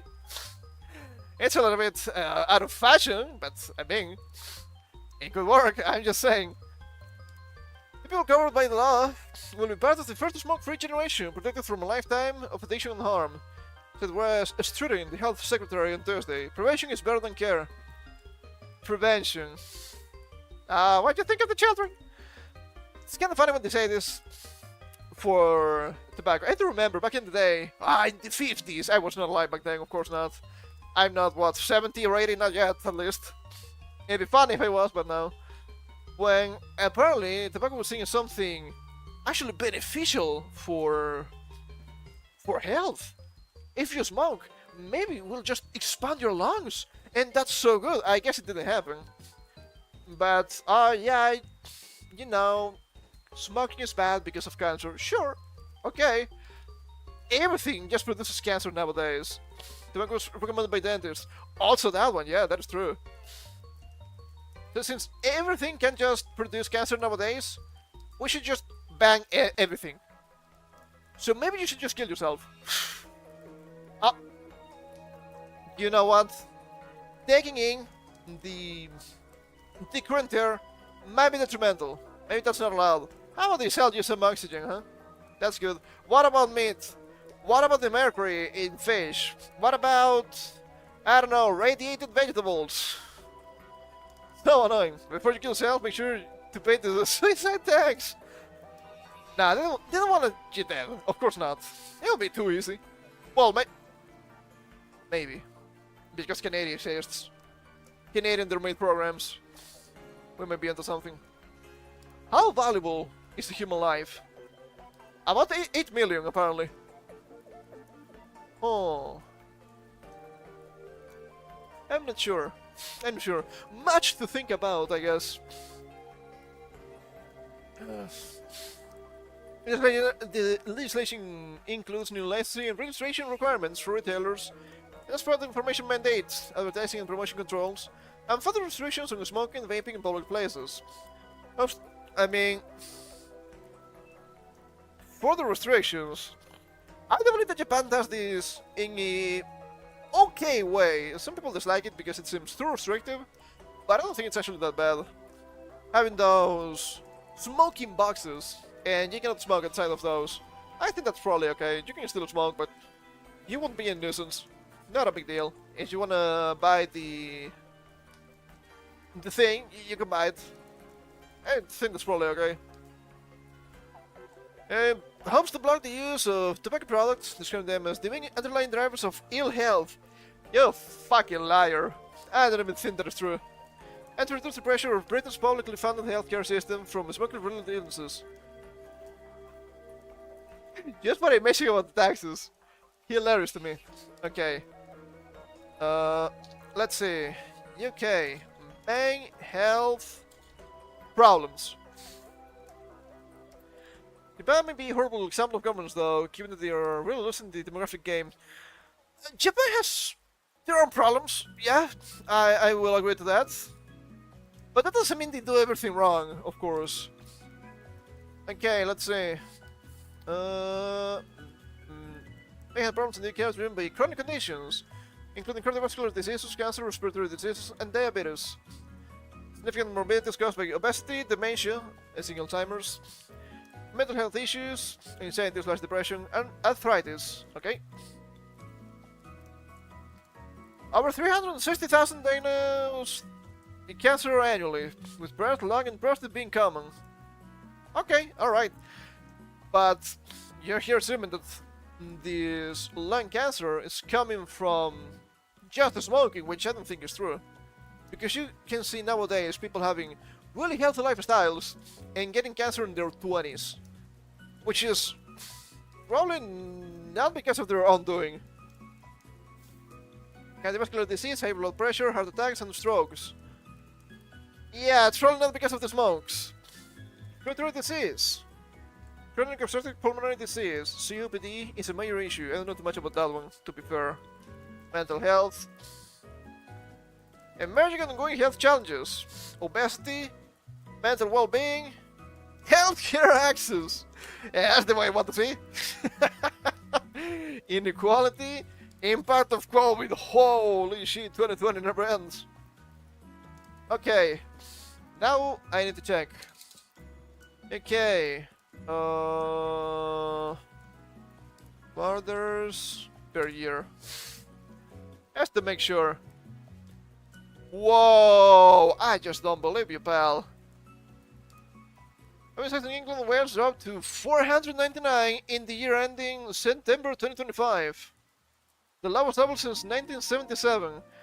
I just think they're lying to me. I just think they're lying to me.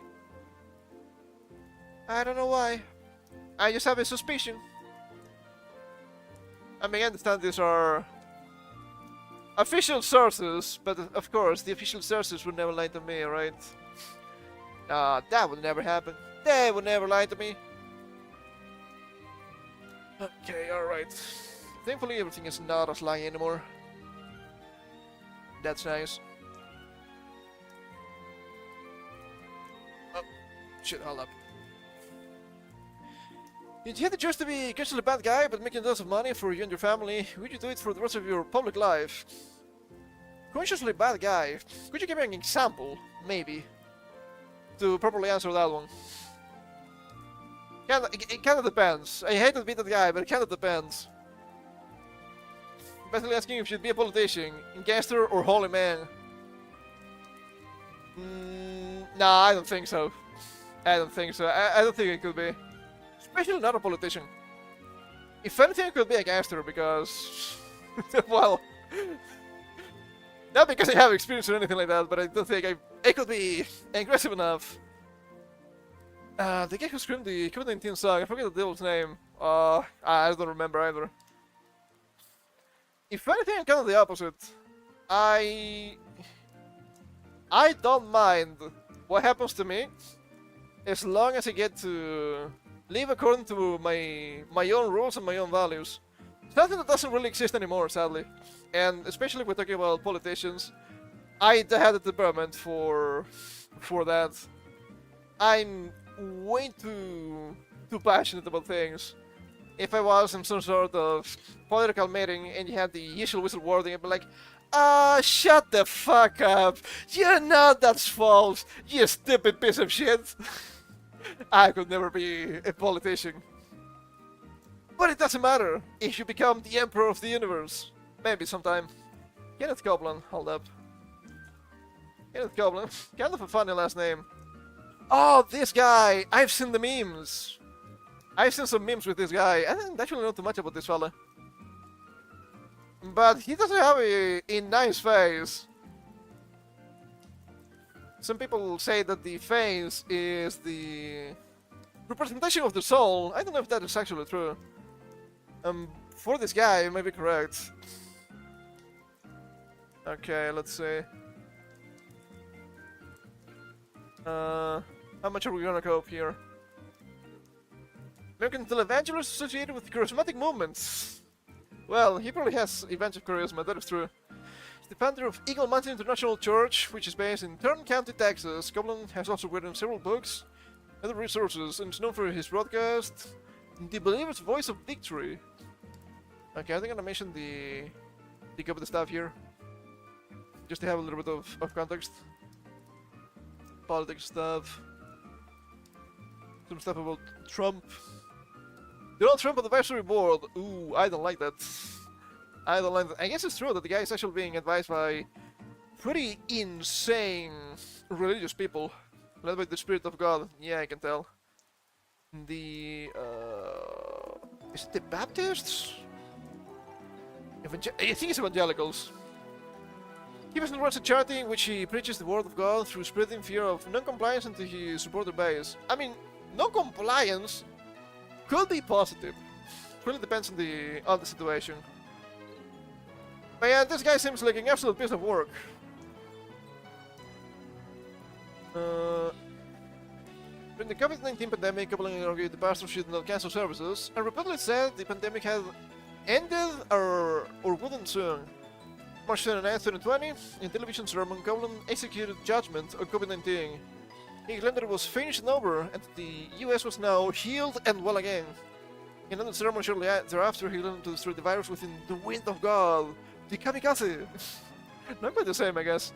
His followers to continue to give tithes to his ministry, even if they had lost their jobs through economic hardship brought by the pandemic. They don't donate, jubilee stricken by volcanic shit. Ooh, yeah, no, that's not great. That's not great at all. I do agree there was a lot of unfairness and injustice back in the times of the coup. But there's also a limit to the non-compliance, right? It's all for their own benefit. Yeah, not a big fan of that. I do not really like the liars and this kind of layers to some extent. Not a big fan for sure. I think people should live free, not free of consequences, but free of insane people from the top, as long as it's possible, of course. Okay, we're at this point. The bill first proposed in 2024 is among the few generational smoking bans that have gained traction worldwide. Last year, a law banning tobacco for anyone born in 2007 or later went into effect in the Maldives, or Maldives. I just want to say, I think it's meant to be said as Maldives, but people say this Maldives, because dive, as in food dive. New Zealand enacted the world's first generational smoking ban in 2022. It was lauded by public health officials and criticized by retailers and the tobacco industry. I mean, yeah, of course. It was abolished the next year under the new government. Interesting. It's Maldives. Maldives nuts! Speaking of the Maldives, I think it's the Maldives, right? Not the Maldives. The Maldives. Which is well known. Yeah, Southeast Asia, right? South Asia mentioned here. It is That's what it said, yeah. But I was putting it backwards as Mad Lives for some reason. I've been having a lot of trouble writing recently, I don't know why. Getting old. It's just to the south of India. This place is well known for being a great place for tourism, but only in the resorts, okay? This place, despite being a really small location, a really small island or set of islands, I'm not quite sure, it's fundamentally Muslim. And if you go out of the tourist locations, you need to be really careful. I've seen some women getting into trouble because they were out and about just wearing normal bikini stuff, normal beach wear for us Westerners. But you cannot do that thing in a Muslim country. It's really dangerous. Not a place I would like to visit, but there are not many places I would like to visit anyway. Also, holds strategic importance for China to encircle India. Yeah, I guess so. I guess that makes sense. But yeah, if you're going to the Maldives, especially if you're women's, you have to be careful. You need to be careful. As long as you're in the resorts, everything is fine. If you get out, now we have a problem. Well, you have a problem. The effect of New Zealand's legislation, which some of its proponents was killed as a result of the influence of the tobacco industry, makes New Zealand similar struggles ahead for Britain's smoking cessation efforts. I think it's probably for the best. You know what? I have a problem with most Muslims. Welcome, brother. We're all one of the same. And let's be real. There are many cool places in the Middle East that traditionally are really interesting just because of their history, right? Iran is probably one of the best examples. Their history, Persia and whatnot. Wow, it's so cool. I don't want to wish. I don't want to put a foot there. That's not my wish. Because the culture doesn't really help. It's also kind of the case in Egypt. It's a majority Muslim, but it's getting kind of rough at points. I don't know. Given how everything is so shit nowadays, I don't know if there are many places I would visit in the entire world. I'm gonna be real. Mainly for security reasons. And just purely because of economics. I still think Japan is cool. We love Japan. Yeah, it's crazy and true. The architecture and buildings and sceneries are really great in Iran. Yeah, and if you see images from Iran, I think it's meant to be said as Iran actually. I wouldn't know, not an expert. If you look at the images from them in the 70s or 60s, it was just pretty much the West. But then, yeah, everything went to shit. Same thing that's happening in Europe. Fuck. Fuck! That's not nice! God damn it. Not cool, man, not cool. See, China's also a pretty interesting country, but I don't think I want to go to a communist country. Not around like the USA, so it's more like Iran. Yeah, is it the long A, perhaps? That's interesting. I will try to remember. Iran. Okay, no, yeah, that makes sense. I do believe it's a Muslim name because it was Persia before. Yeah, I think that checks out. That checks out. Ah, so many good places going to shit. You also see some traditional architecture being completely destroyed. It happened recently in the UK, I think. A guy. I'm gonna say more than that. A guy, you know what I mean exactly, was fucking with an old wall of sorts. That's not nice. That's not something you want to see. But I guess the shit can just happen. And you keep importing the usual suspects. Truly disgusting. In 2024, Britain's Office for National Statistics reported that 5.3 million people aged 18 or over were smokers. Okay. UK population. An estimated, as of late April 2026, 69.9 million. But you only have 5.3 million smokers. It's not a huge amount. It's not a rampant problem even. That's a bit strange. Accounting for more than 10% of adults in the UK. More than 10% of adults. More than 10%? 10% is not a huge amount. You see 10? 10% is just one of those. Not a huge deal, I wouldn't say. Smoking is responsible for 64,000 deaths every year in Britain. I wouldn't be so sure about that.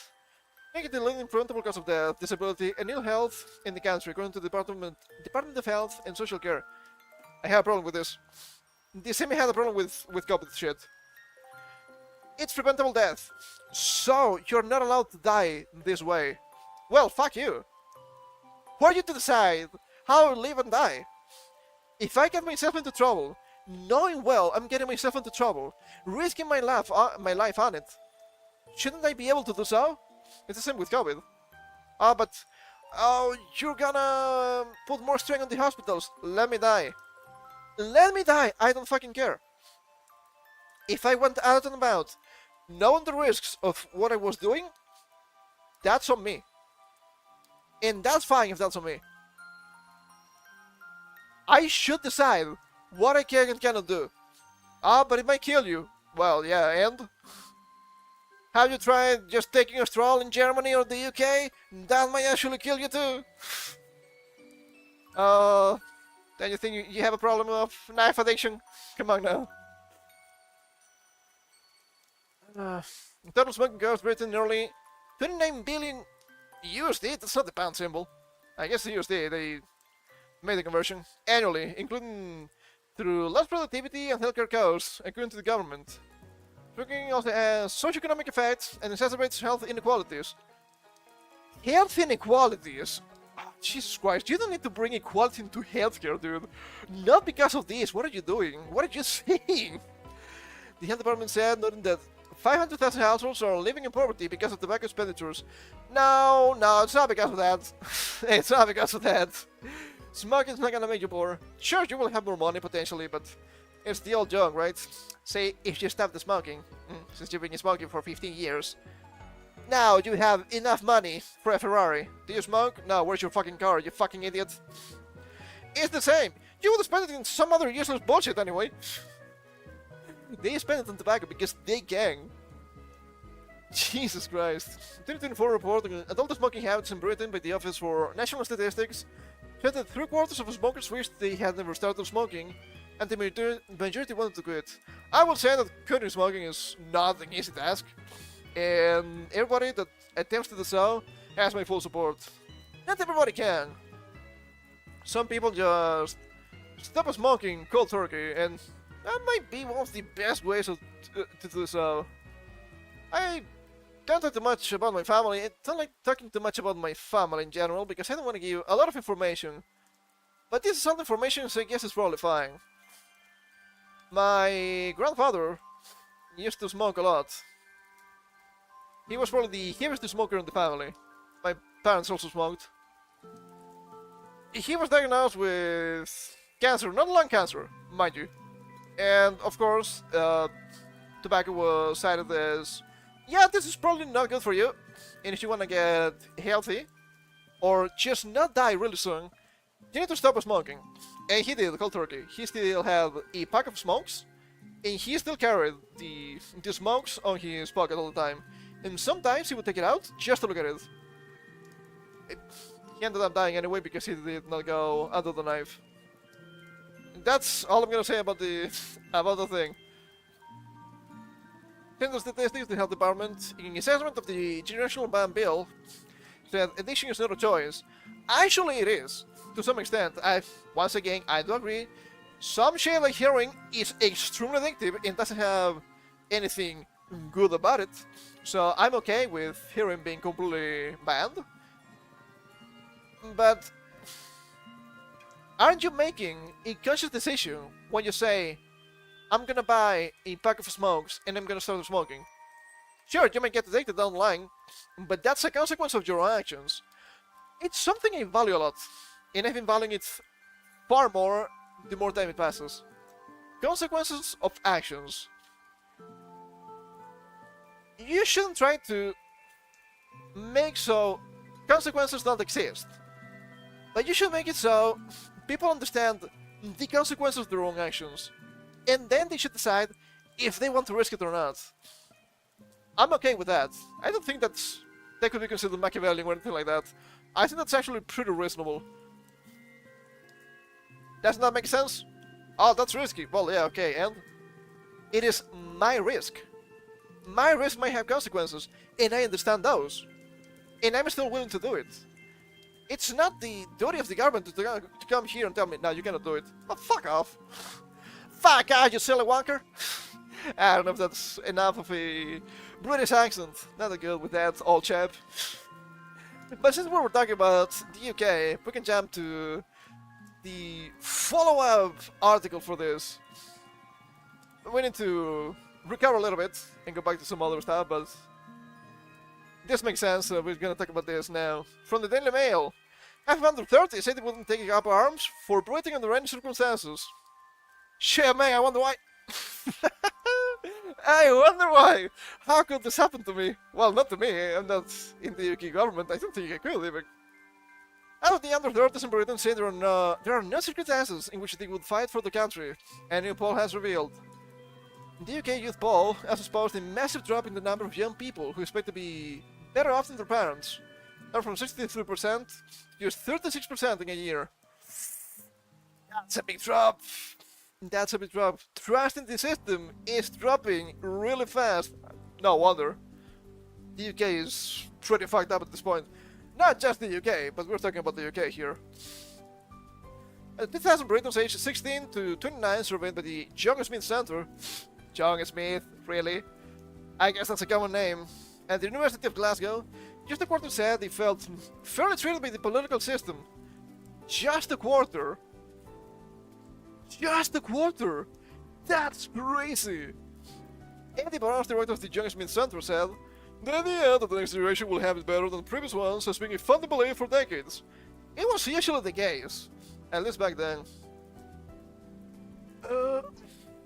Our poll shows the generation no longer believes it to be true." I mean, if you see how society has devolved in the past 15 years, you know shit is really rough. So I understand people not really trusting the system, not really trusting the government, and having a really bleak vision of the future.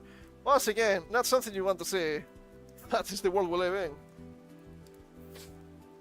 Locked out of the housing market, pinned down by low wages, loved by student doubt and increasingly worried about the rising AI, young people today feel a growing sense of unfairness about the world around them. Fair? I would say the rise of AI is probably the smallest of the problems here, because it's something new, and there's still things that you can do job-wise. I do understand why some people feel really dejected. Wow, I was studying for engineering, tech engineering, right? Whatever it might be. Like IT and all that. And now suddenly AI and something that was meant to be a clear, successful job 5 to 10 years ago, now it's just, well, who knows what's gonna happen? I understand that being a problem, but still. I would say that, in general, low wages and the housing market are bigger problems. I don't know about the student debt in the UK. You usually hear that from the US, but they may have similar systems. Fun enough, speaking of student debt, I do have some sort of relative. I don't remember who it was. Don't really get. I'm not really close with most of them. Not because I hate them or anything like that, right? By taking up arms for a country that offers you no safety nets and is under direct limitation by Pakistanis. Pretty much. Pretty much. This is a short tangent, so don't mind me. I think it was some sort of distant, not really distant, right, but somewhat distant cousin. Was studying something in university here, and went for exchange. This was many years ago, by the way. Went for a year abroad. I think it was to the US. I don't remember the location, sadly. And I think she was doing the next year, and it ended up being something she already knew, because they had actually lower quality universities there, which is really strange. Not something you might expect from the US, but it might depend on the specific university and the specific careers. I also saw some people actually in the US, and I think I'm mixing stories here. I think she actually went there And instead of doing a year, she ended up doing like a year and a half because she had the capacity to do so. Once again, because the quality of the day-to-day was not that as impressive. I mean, sure, we don't get a lot of W's here. I will take what I can get, okay? Just a funny tidbit. I guess I'm talking a lot about family and relatives today. How strange. You should be a little surprised that 50% say they wouldn't fight for the country under any circumstances. As many young people might put it, we fight for a country that isn't fighting for you. Just exactly what Pastor here was saying, pretty much, right? Yeah, the government must listen and set out policies that will restore young people's faith in the future. I don't know about that one. I don't know about that one. I don't think they want to do that, after all. Okay, it goes for a little bit more here. Because after a separate YouGov survey last year found just 41% of Gen Z Britons said they're proud to be British, at the level among young people 20 years ago. Wow. Well, to be fair, you actually have a lot of immigration nowadays, both legal and illegal. But the common trait of immigrants in general that I have seen in the UK is that they don't consider themselves to be Britons or British in any way, shape, or form. You see, I'm actually, let's say, Nigerian, Somali, Algerian, Egyptian, Indian, Pakistani. That way you kind of have a cohesive brotherhood in your young people, because culturally they're clearly different. Did the music stop? For real? I didn't love this, my bad. Not often we see this going back and forth, hold up.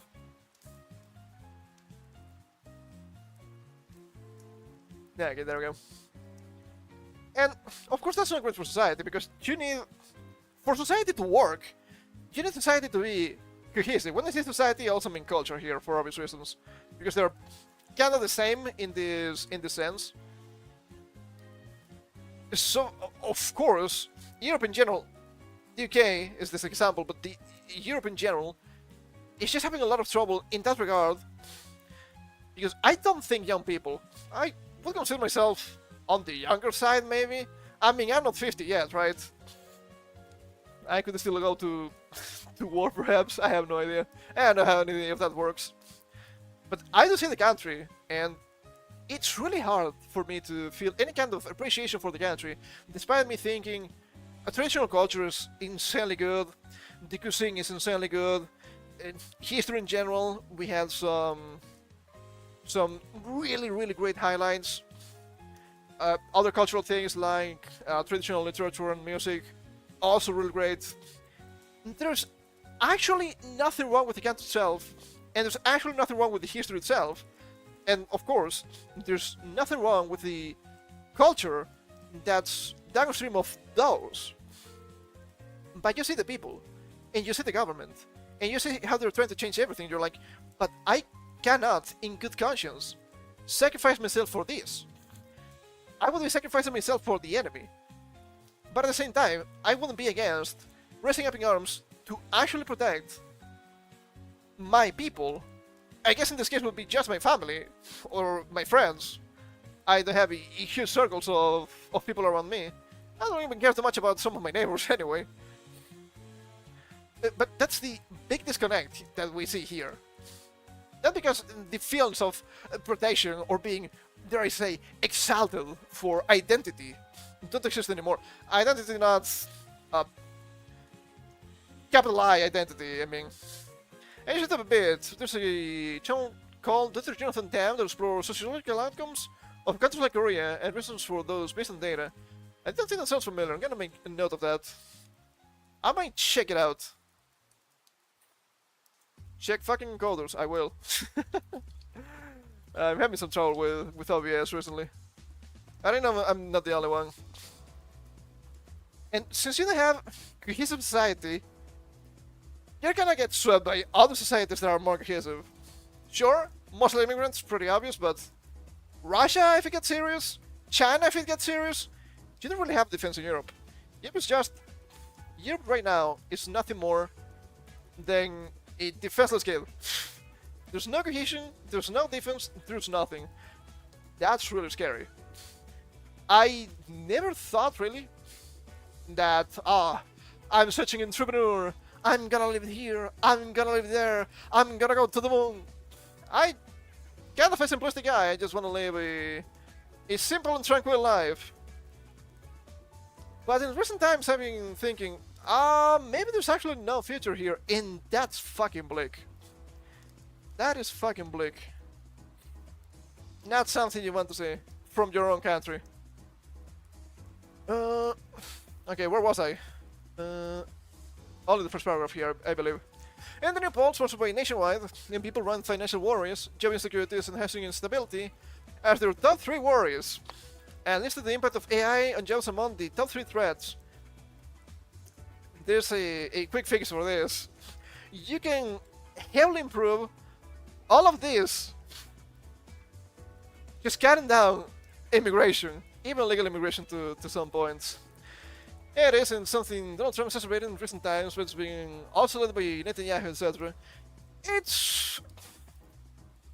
You can blame foreign agents, because they're clearly not your friends, but the main culprits are the actual agents from the inside. Sure, I don't think the current situation with Iran is useful for me. It's not useful for my country. It's not useful for Europe in general, because of the energy crisis in general. Really broad concept I'm bringing here. Of course, you can have more nuclear and whatnot. You would still need oil, but the energy crisis in Europe, it just exists because of European policies. The worst example of this was Germany. I mentioned this a couple of weeks ago. You had some sort of German minister saying like, you see, we wanted to go with green energies, we closed down all of the nuclear plants. That was a massive mistake. And people were asking, are you gonna fix it? No, we cannot fix it. The fuck do you mean you cannot fix it? You made a mistake, and you know you made a mistake, and you're not willing to fix it. It is insane. Sure, right now it will be really difficult to do so, but especially Germany here is in a really bad situation because they just depend on Russian energy. Gas, oil, and you're at odds with Russia because you're supporting Ukraine. You're actively killing yourself with your own policies. That's my main issue. And sure, we might disagree with Trump, we might disagree with Netanyahu. Why does Israel want to go to war with Turkey? I have no fucking idea, but they want to. But still. You know, it's a real difference between now and 20 years back. War was considered intolerable and indefensible back then, but now it's a fact of life. I mean, life itself means less now. Yeah, it means less now, it's not just because of war. But yeah, it's also because of war. I do believe that to some extent we got too used to peace times. Historically speaking, mind you, because human history is war history. We've always been killing each other, especially in Europe. You see now Europe, the paragon of peace. Well, the paragon of peace right now. But what about the past 2,000 years? Yeah, I think there was, what, like 14 total years without an active war? It's not a whole lot. It's not a whole lot. And it doesn't really help when you think peace is the future and you disarm yourself. You have all of these conflicts with NATO. NATO, we have to kick the US from NATO. I do think that's laughable. Because NATO is pretty much just the US. At the end of the day, it was the American military branch getting in Europe just because of the Cold War. It made sense back then. It doesn't make any sense since, wait, 1991, something like that. Not in my opinion, at least. Especially when you have Russia. Oh, I want to join you guys. I want to be your friend. And you know what? No. You're still gonna be the enemy. There's so many issues that are just related here. We could go on forever. It's a really insane and extensive topic. The better wages, affordable housing, and more career opportunities were the top 3 things that would make them happier. Hilarious. Hilarious, isn't it? It's so easy to get fixed, though. One 22-year-old man said, a growing sentiment among my peers, why should we even try to hold a social contract They will never work for us in the future. We'll never be able to own homes or even retire at this rate.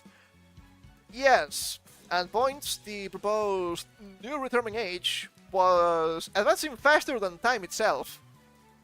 So you will work until you die. If you're lucky, you might die young. Quote unquote lucky. It's not really that lucky, but at some point you need to consider the lesser of two evils. A 39-year-old woman says she earned a degree, but still couldn't find a job, adding, "I'm terrified for the future of not being able to buy a house, not being able to have a family." That makes sense. That does make sense. As which political leader best represents British values, almost half, 45%, failed to name a single current leader. Isn't there a guy? Is it Rupert Lowe? The guy that made the new party, Reform UK. Is it this guy, or is this the not the grifter, but he's posing as more base than he actually is. Leader of restored rating. Restored rating since 2026. Yeah, it's this guy, Rupert Lowe. He has the great ideas for immigration, I would say. The only thing I really know about the guy. But that would be a huge boom for UK, for sure.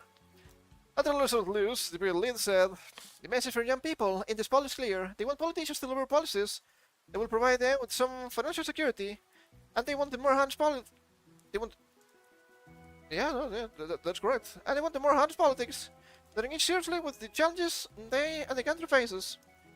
Named David Crosby, not quite Cosby, right? DBE, Chief Executive Officer of Nationwide, said, "By taking young people's experiences seriously, we can rebuild confidence, fairness, and hope, and ensure the next generation has a genuine chance to prosper." Yeah, I will believe it when you say it. Not gonna lie.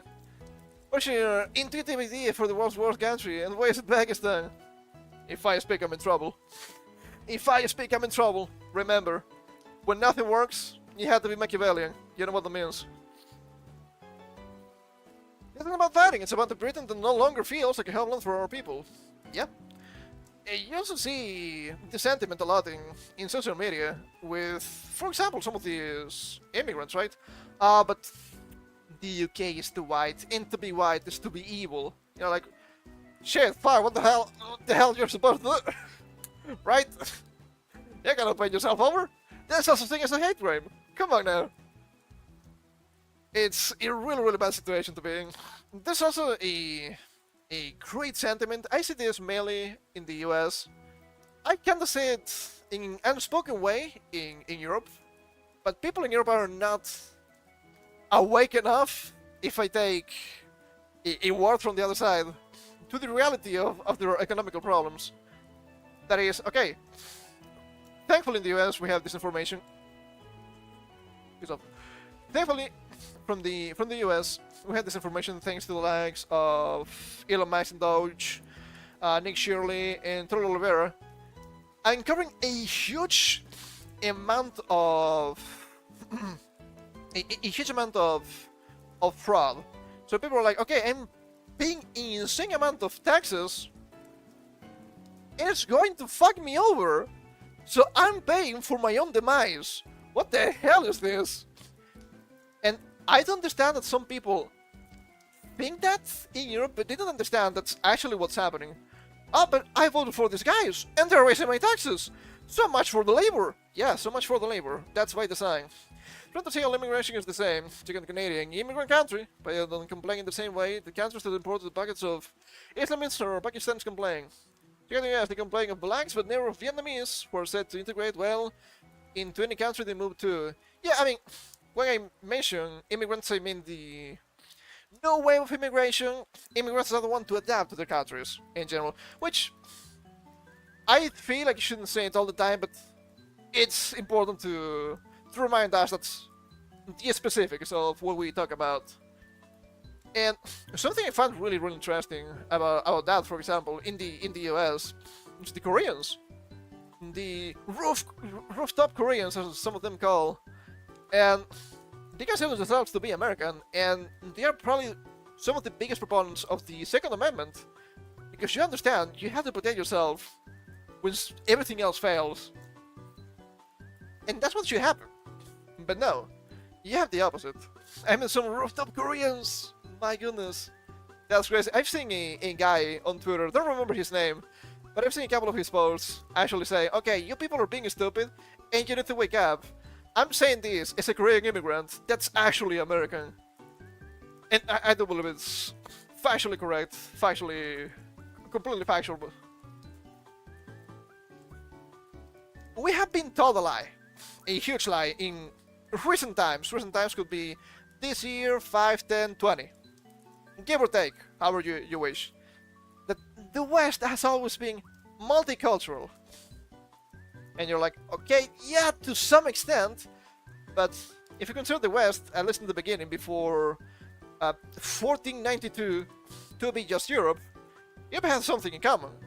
They were Christians. There was broad common values, broad common culture, despite always killing each other, always having very obvious differences. That was extrapolated to the US too. Despite what they look like, they're still mostly downstream of European culture and Christian values. They have their own spin, but that's normal because it's a different country.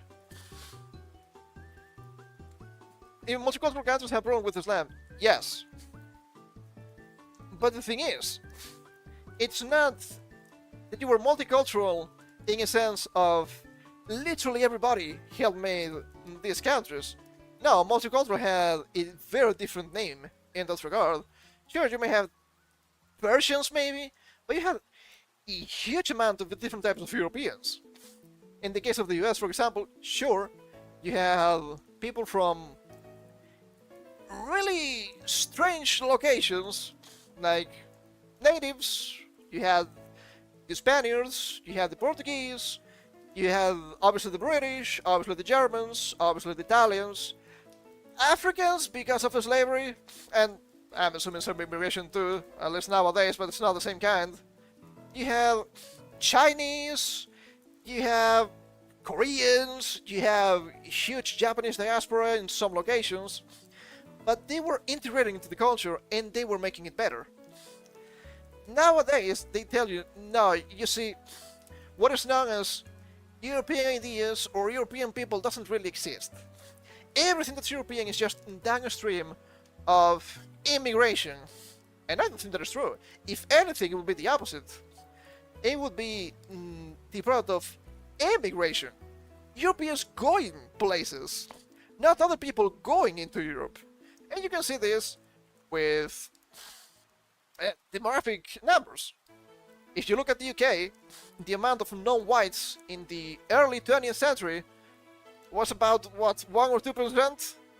Now it's more than 30, or so it seems, which is completely different. And you see politicians, you see, but the multiculturalism.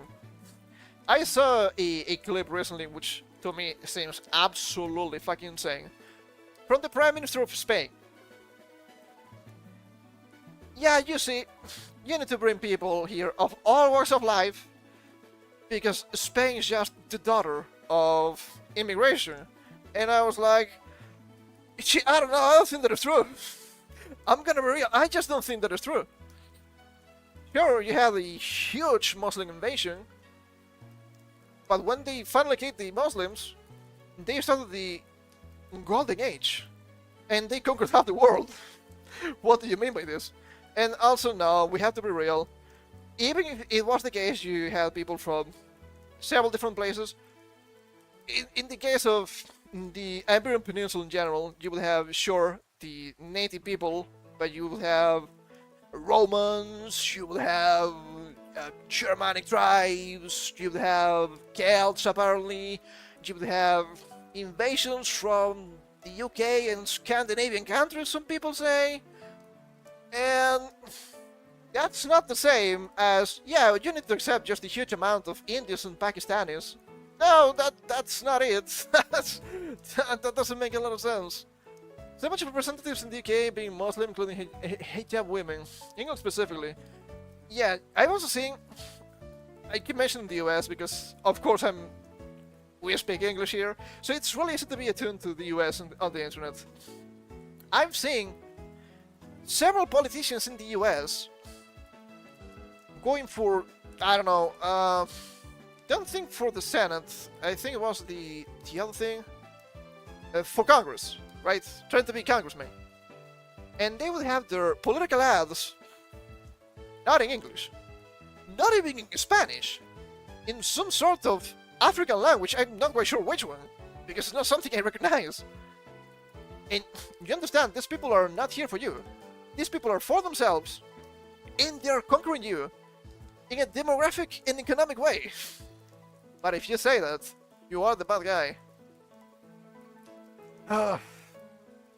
So rough. And that must be the Somali. I guess so. I think that is true. There's a bunch of strange Somali politicians in the US. That's something that pisses me off about the US, by the way. If you're an immigrant, how could you hold office? I don't think that makes sense. Right? Sure, I've never been to the US. Let's say next year I immigrate to the US, I become a citizen, and I'm like, you know what? I'm gonna be a congressman. Why should I be a congressman? It doesn't make any sense. What the fuck am I? Not even American. Barely American. I would barely have the citizenship at best. It makes no sense to me. You don't really have a stake on the country, on its history, on its culture. That's why they keep plundering it with all of these insane corruption we see day in and day out. That's why California is trying to push for that bill to criminalize Nick Shirley.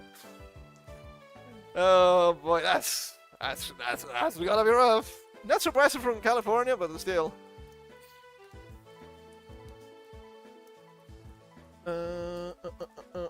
We finished this, right? Yeah, we finished this, thankfully. Because I will be extremely lost. It's pretty fucked up, dude. That's pretty fucked up. Hold up. I'm gonna mute for a second and kinda need to blow my nose.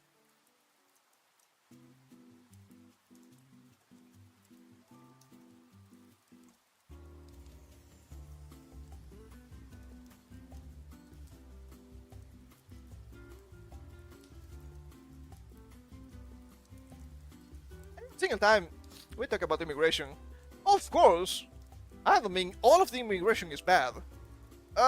Maybe we could say that all of the immigration has potential to be bad, at least. And that's not what I mean. Of course, immigration has a lot of potential. How do we know this? Well, people from this country are living in the country for better or for worse. Something I hate to say, right?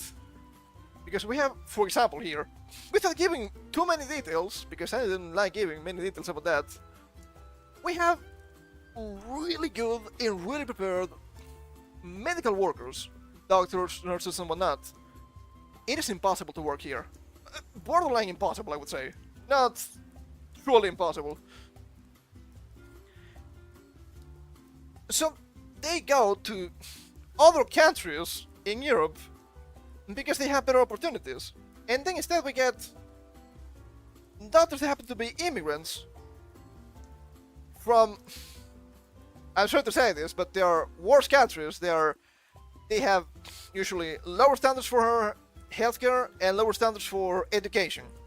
And you can see that because if you go to the hospital, you're like, oh wow, this is way worse than 15 or 30 years ago. I wonder why. Well, you also have more people, so they're more overworked, but that's a completely different issue. Asian Pakistanis, and 200 years later, your great-great-grandkids are wearing hijab.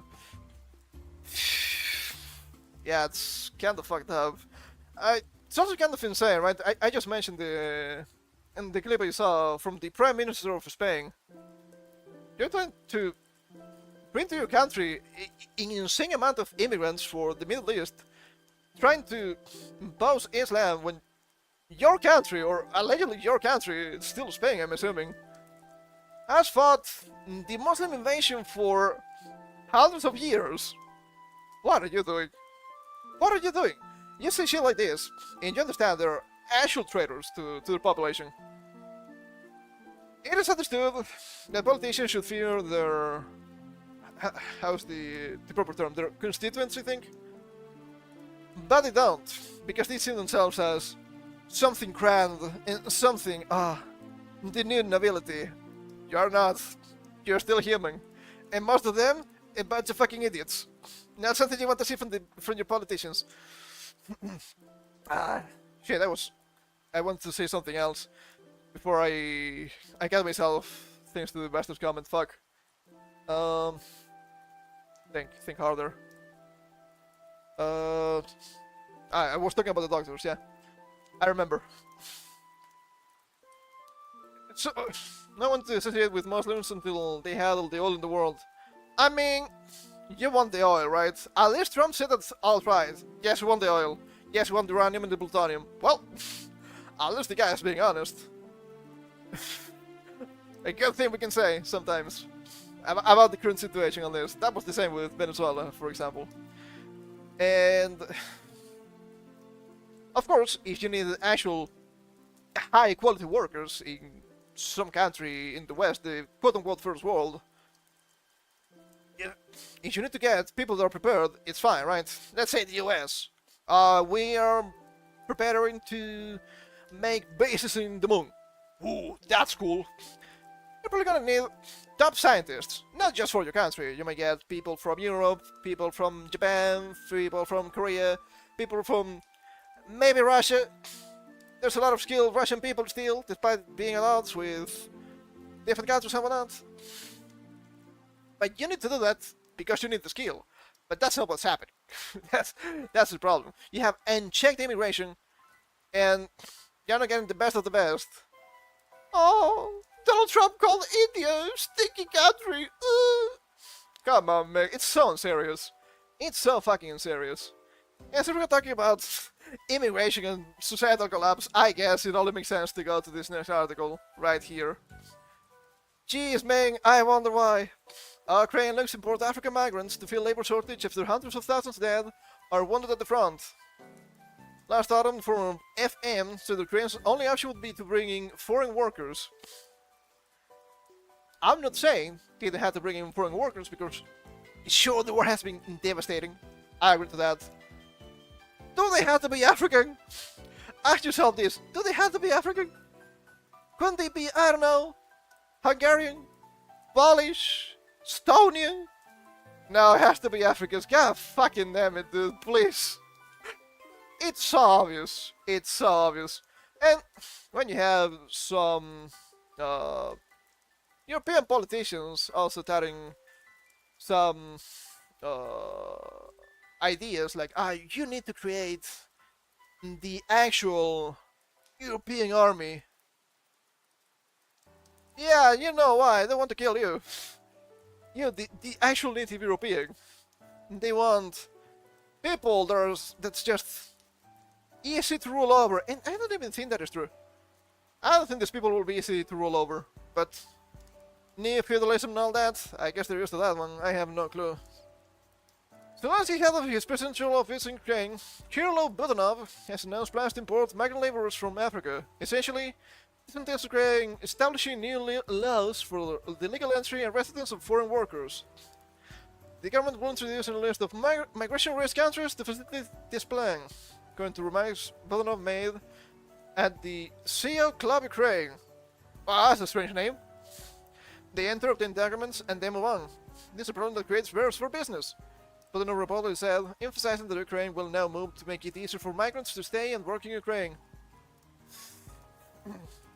Last October, rumors swirled that Ukraine was directly recruiting mercenaries from Latin American drug cartels to fighting its war against Russia. Yes, that's like a great idea.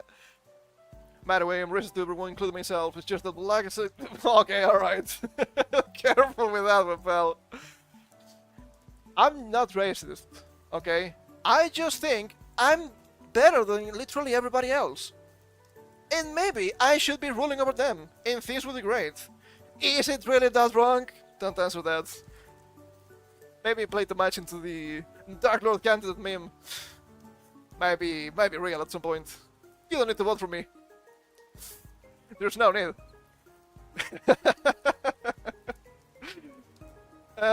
Fuck, I could be evil. I could be evil after all. He has forced conscription policies at home, which often resort to violence. I've seen some clips. Yeah, I wouldn't want to be in Ukraine, for sure. However, raised numerous concerns about the brutal practices of Zelensky's military, as well as the desperate situation Ukraine is in due to loss of life on the front lines. could be. You could have made amends with Russia like 2 years ago, but then Boris Johnson happened. Fucking Anglos, dude. Fucking Anglos. Now you're gonna lose bigger, which that's something you want to see. Sure, losing war is bad, but keep losing your citizens or civilians. It's even worse for obvious reasons. Think about which, the first order in fortune-based Pokemon Rohan called Pokemon Clover is based on suicidal Arab terrorists called Air Bomb and evolves into Iwala in Lisagber. That's crazy. No wonder people hate Pokemon Clover, I guess. Never played it. Do you want to get cancelled? Do we need to play that one? I actually don't mind. It's long been known that Ukraine faces a serious demographic crisis, now exacerbated by men who have died in the war or fled to other countries. Already, there have been voices pushing for massive immigration in Ukraine since the war began. Yeah, not really that strange. Others here, Remix News reported that Vasil Boskobozhnik, president of the Ukrainian Association of Foreign Employment Agencies, said the population decline can no longer be upset by simply increasing the birth rate. Instead, immigration from third world countries is the only solution. Are you sure it's the only solution? There's a lot of... I don't know how I'm saying this. Why not China? Right? Why not China? Look, I have my quarrels with the Chinese government. Not a big fan of China. I say it all the time. China, China, China. Half my problems come from China. But still, I find them to be usually quite professional. The true Chinese people. I never seen any problem with Chinese people, really. Is it really that bad? Does it really have to be the third world? Come on, man. Holy shit. It cannot get more obvious than this. Boskobozhnik said the Ukrainian government must develop a migration policy by 2026 that focuses on reducing the shortage. Oh boy. However, important foreign workers and foreign warriors... foreign warriors? Do you think they're gonna die for your country? No, that's not gonna happen. Come on now. Who may or may not have criminal ties will only add to concerns that Ukraine will never be a desired member of the European Union. As the EU faces its own crises brought on by massive immigration. Hey, you cannot say that. Nothing wrong is happening according to official sources. Last autumn, Ukraine's former Minister of Foreign Affairs, Dmitry Kuleba, flatly stated that Ukraine may have to open its doors to Asian migrants. Kind of Asians. With kind of Asians. You would think, China, Korea, Japan, Southeast Asia's probably okay. Nah, they're probably being Indian and Pakistanis, as usual. And because of the demographic crisis, with Ukraine already having the worst population growth in Europe, even before the war. Kuleba said Ukraine has to focus on people who need this country and are ready to rebuild it. You think people from third world countries are actually going to rebuild the country and make it better? No. They're there to plunder. And oh boy, the booty is big and bountiful. People exist, he said, although they are in the minority, they indicating that the only solution is to bring in migrants. Clover's awesome, just Reddit has bad reviews for Pokemon Clover. That can be explained by Reddit Jasper being... yeah... walk inclusive. That makes sense, not a big fan of Reddit. But there's so many official Pokemon games we still have to play, right? Gen 4 is gonna be the next one. At some point, we need to finish Digimon first, at the very least. And then we'll see. But maybe at some point, maybe I need to play every single game that's gonna get me cancelled, right? I already talked about Hogwarts Legacy 2 coming probably next year. Fear me! I wish to become the most evil of them all! Fucking wizard game. The Spartan newcomers will also need adequate housing, wages, and working environment to make them choose Ukraine. Hilarious. However, it is questionable how a country whose economy and state administration are in ruins as a result of war could handle mass immigration from the third world. Yeah, you think that what's happening? The objective of the system is what it does. Unlike how migration was marketed, many of the migrants who came to Western Europe have ended up draining state coffers through social welfare, education, housing, and integration, which is a big problem. You also see this in the US. Okay, there's one thing. Housing immigrants is one thing. Sure, we can understand immigration can be potentially useful, and that's had to be just the world-ending event. If you come to a country, why are you benefiting from welfare and draining the taxpayers' money? Well, that shouldn't happen, especially when they tell, but we need these people to improve economy. Your fucking economy even worse than that, man. Come on now. And economy was not good before, but it's actually worse. And you hear this one? 10 flies like an arrow, 4 flies like a banana. Yes, I play League of Legends. And I do Celine sometimes. Celine, I don't know. Clock guy. He had that as a voice line. In Germany, for instance, foreigners cost the government nearly 50 billion euros in 2023.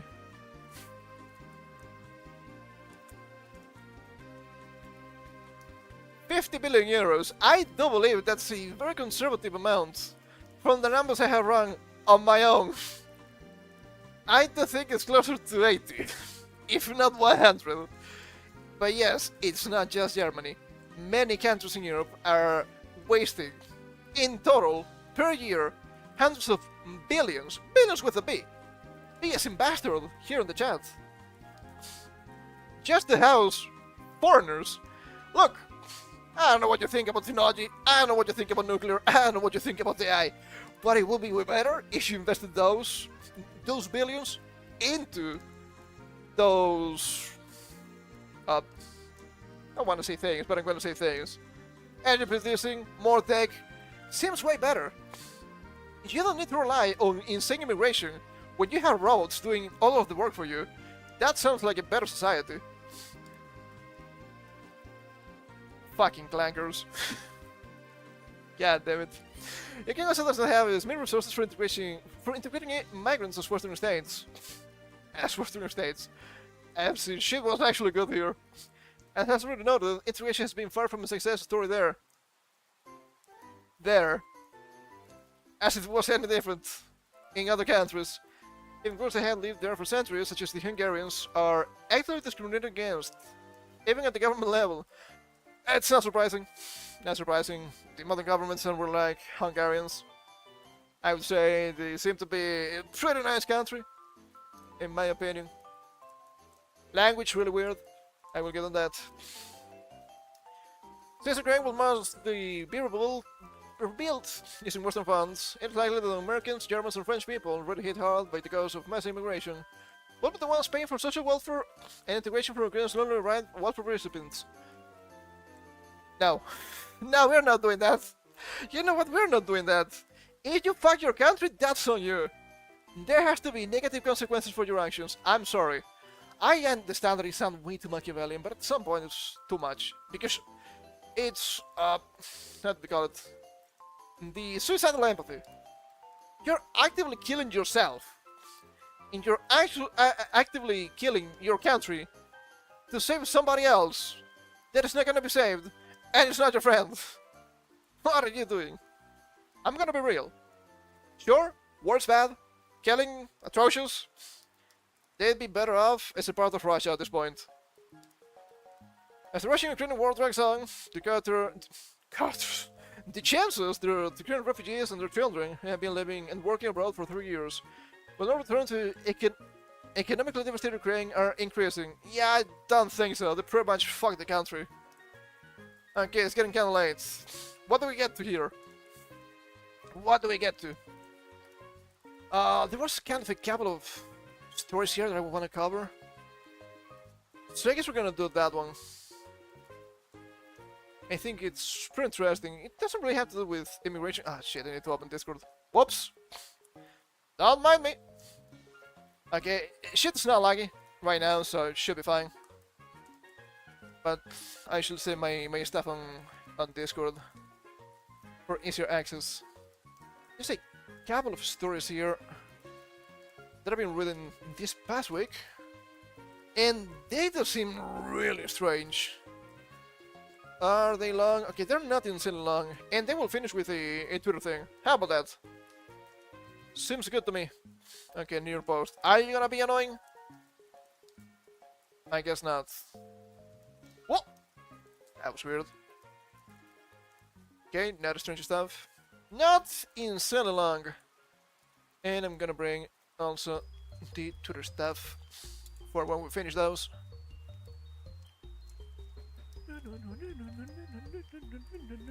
Gen 2K, so this is from the remix. Okay, so something really strange has been happening recently with scientists.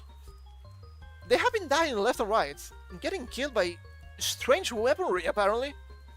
I've been told that about 14 scientists having to do with anti-gravity, UFO stuff and whatnot have been killed in recent times. I don't know how much is recent, I'm assuming this year.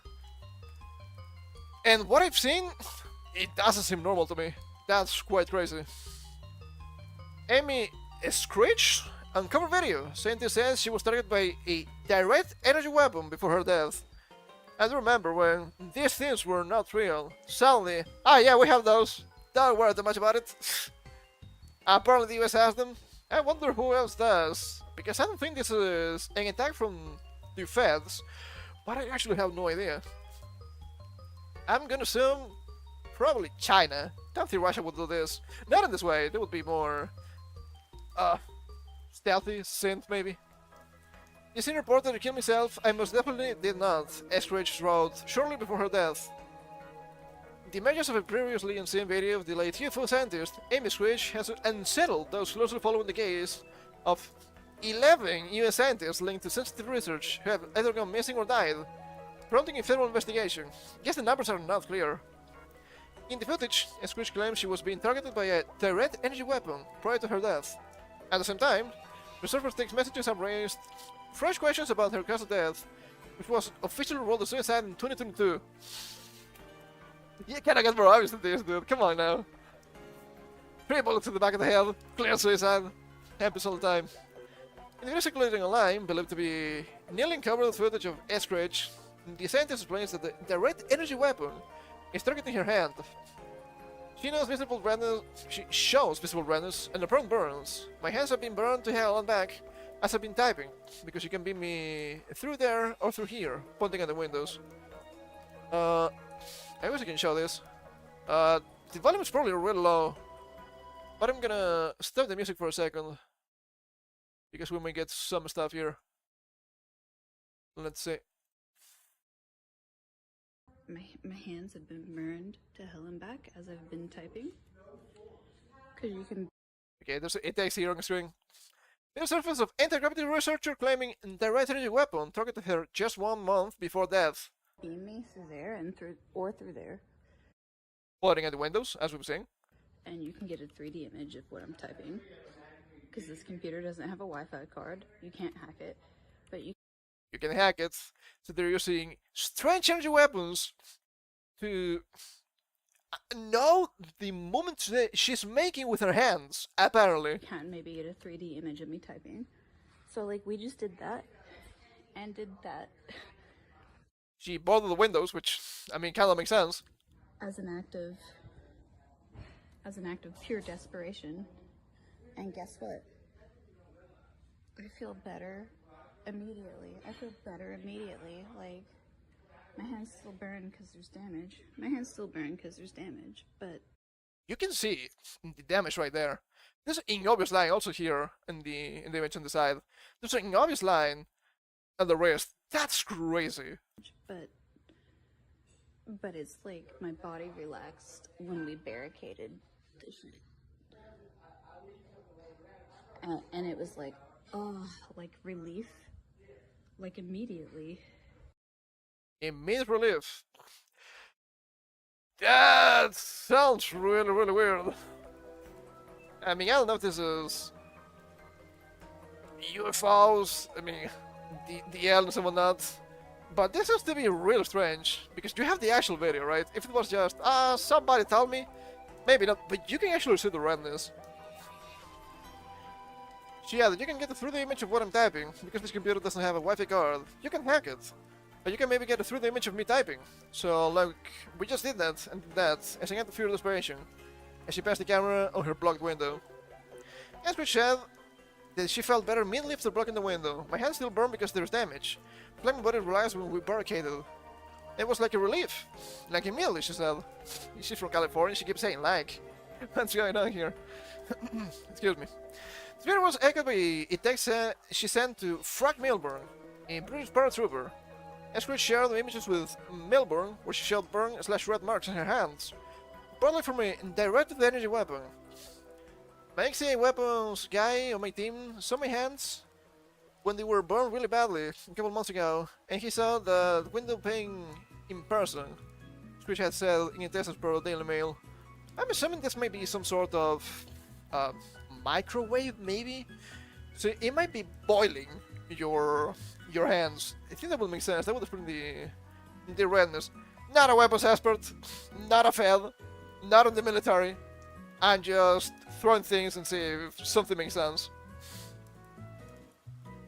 Amy Eskridge's all texts throw about on cause of death. But her official cause of death on June 11th, 2022 was ruled a self-inflicted gunshot wound to the back of the head. The images with the death warning sent just weeks prior has cast a shadow of doubt over the original findings. In text dated May 13th, 2022, Eskridge was explicit in her instructions to her inner circle. In 2022, News Nation reported that Eskridge sent a message to Milburn. "Have you seen a report that I killed myself? I most definitely did not," she wrote. "Have you seen a report that I overdosed myself? I most definitely did not. Have you seen a report that I killed anyone else? I most definitely did not." Milburn, who spoke with the scientist only hours before she was found dead in Huntsville, Alabama, claimed there was nothing unusual in her tone. He also recalled how the scientist spoke about how she was being harassed and intimidated with the objective of derailing their work. The Hindustan Times reported, not the first time we see the Hindustan Times, but what a strange crossover here. In another message, she reportedly told Milburn, "Everything's fine, Frank. I'm feeling okay. If anything happens to me, suicide or an accident, it wasn't. It's suspicious. Treat it as such." Well, I guess it's right. Who is Amy Scritch? I have a lot of trouble with his last name. It's really strange to me. Born and raised in Rocket City, Huntsville, Eskridge was a double major graduate of the University of Alabama in Huntsville. He was widely regarded as a brilliant interdisciplinarian with mastering in electrical engineering, chemistry, and nanotechnology. Very smart individual overall. As the co-founder and president of the Institute for Exotic Science, what a name. Her research focused on the frontiers of propulsion, specifically anti-gravity and electrogravitics. I mean, I'm assuming that anti-gravity is the next big step in transportation. Aside from, I was about to say like nuclear and whatnot, but I think we have those, right? You have warships using nuclear. I'm pretty sure you have rockets using nuclear and whatnot. So yeah, I guess anti-gravity is the next step, so it's interesting for rival countries to actually throw a wrench into those plans, because if you get the US and the US military with anti-gravity tech, you're fucked if you are an enemy of the US. There's no other way of putting that, I'm afraid. Her work was considered highly sensitive, placing her in a niche community of scientists exploring exotic physics that challenge conventional aerospace standards.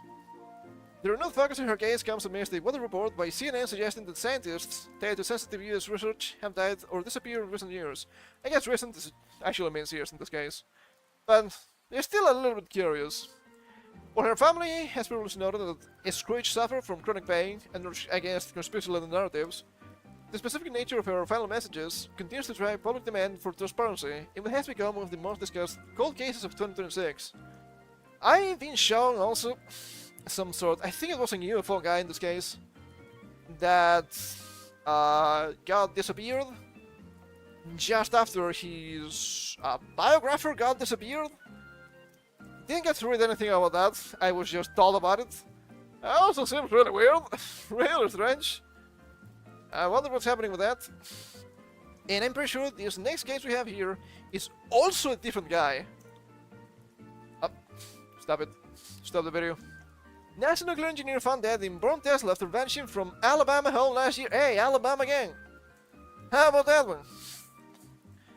Yeah, I don't think it was this guy. I think it was an older guy. I think he was clean shaving and with shorter hair. Don't remember the name. Might have to look that up if it actually becomes relevant. A NASA nuclear scientist died after a fire crash in rural Alabama town last year, which at the time caused suspicion among family members. Usually blank 29. Yeah, it was definitely older than 29. Died in a fire crash in his Tesla on July 22nd, 2025.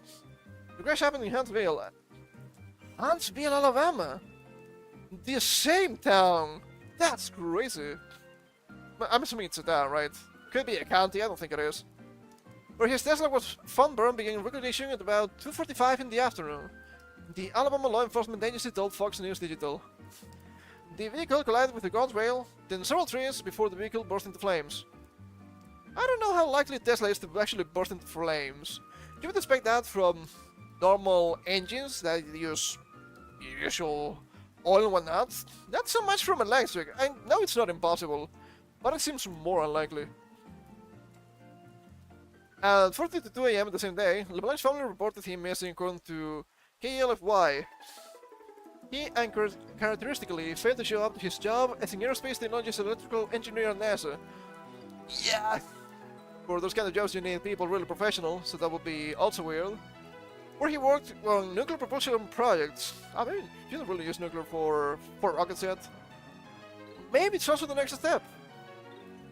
His body was also burned beyond recognition, and police confirmed his identity 3 days later after his body was reported to the Alabama Department of Forensic Sciences, plural. At the time, his family told KLFY that he had been abducted and that he had left his phone and wallet in his home at the time of the disappearance. If you go for a drive, you don't usually leave your phone behind, maybe your wallet.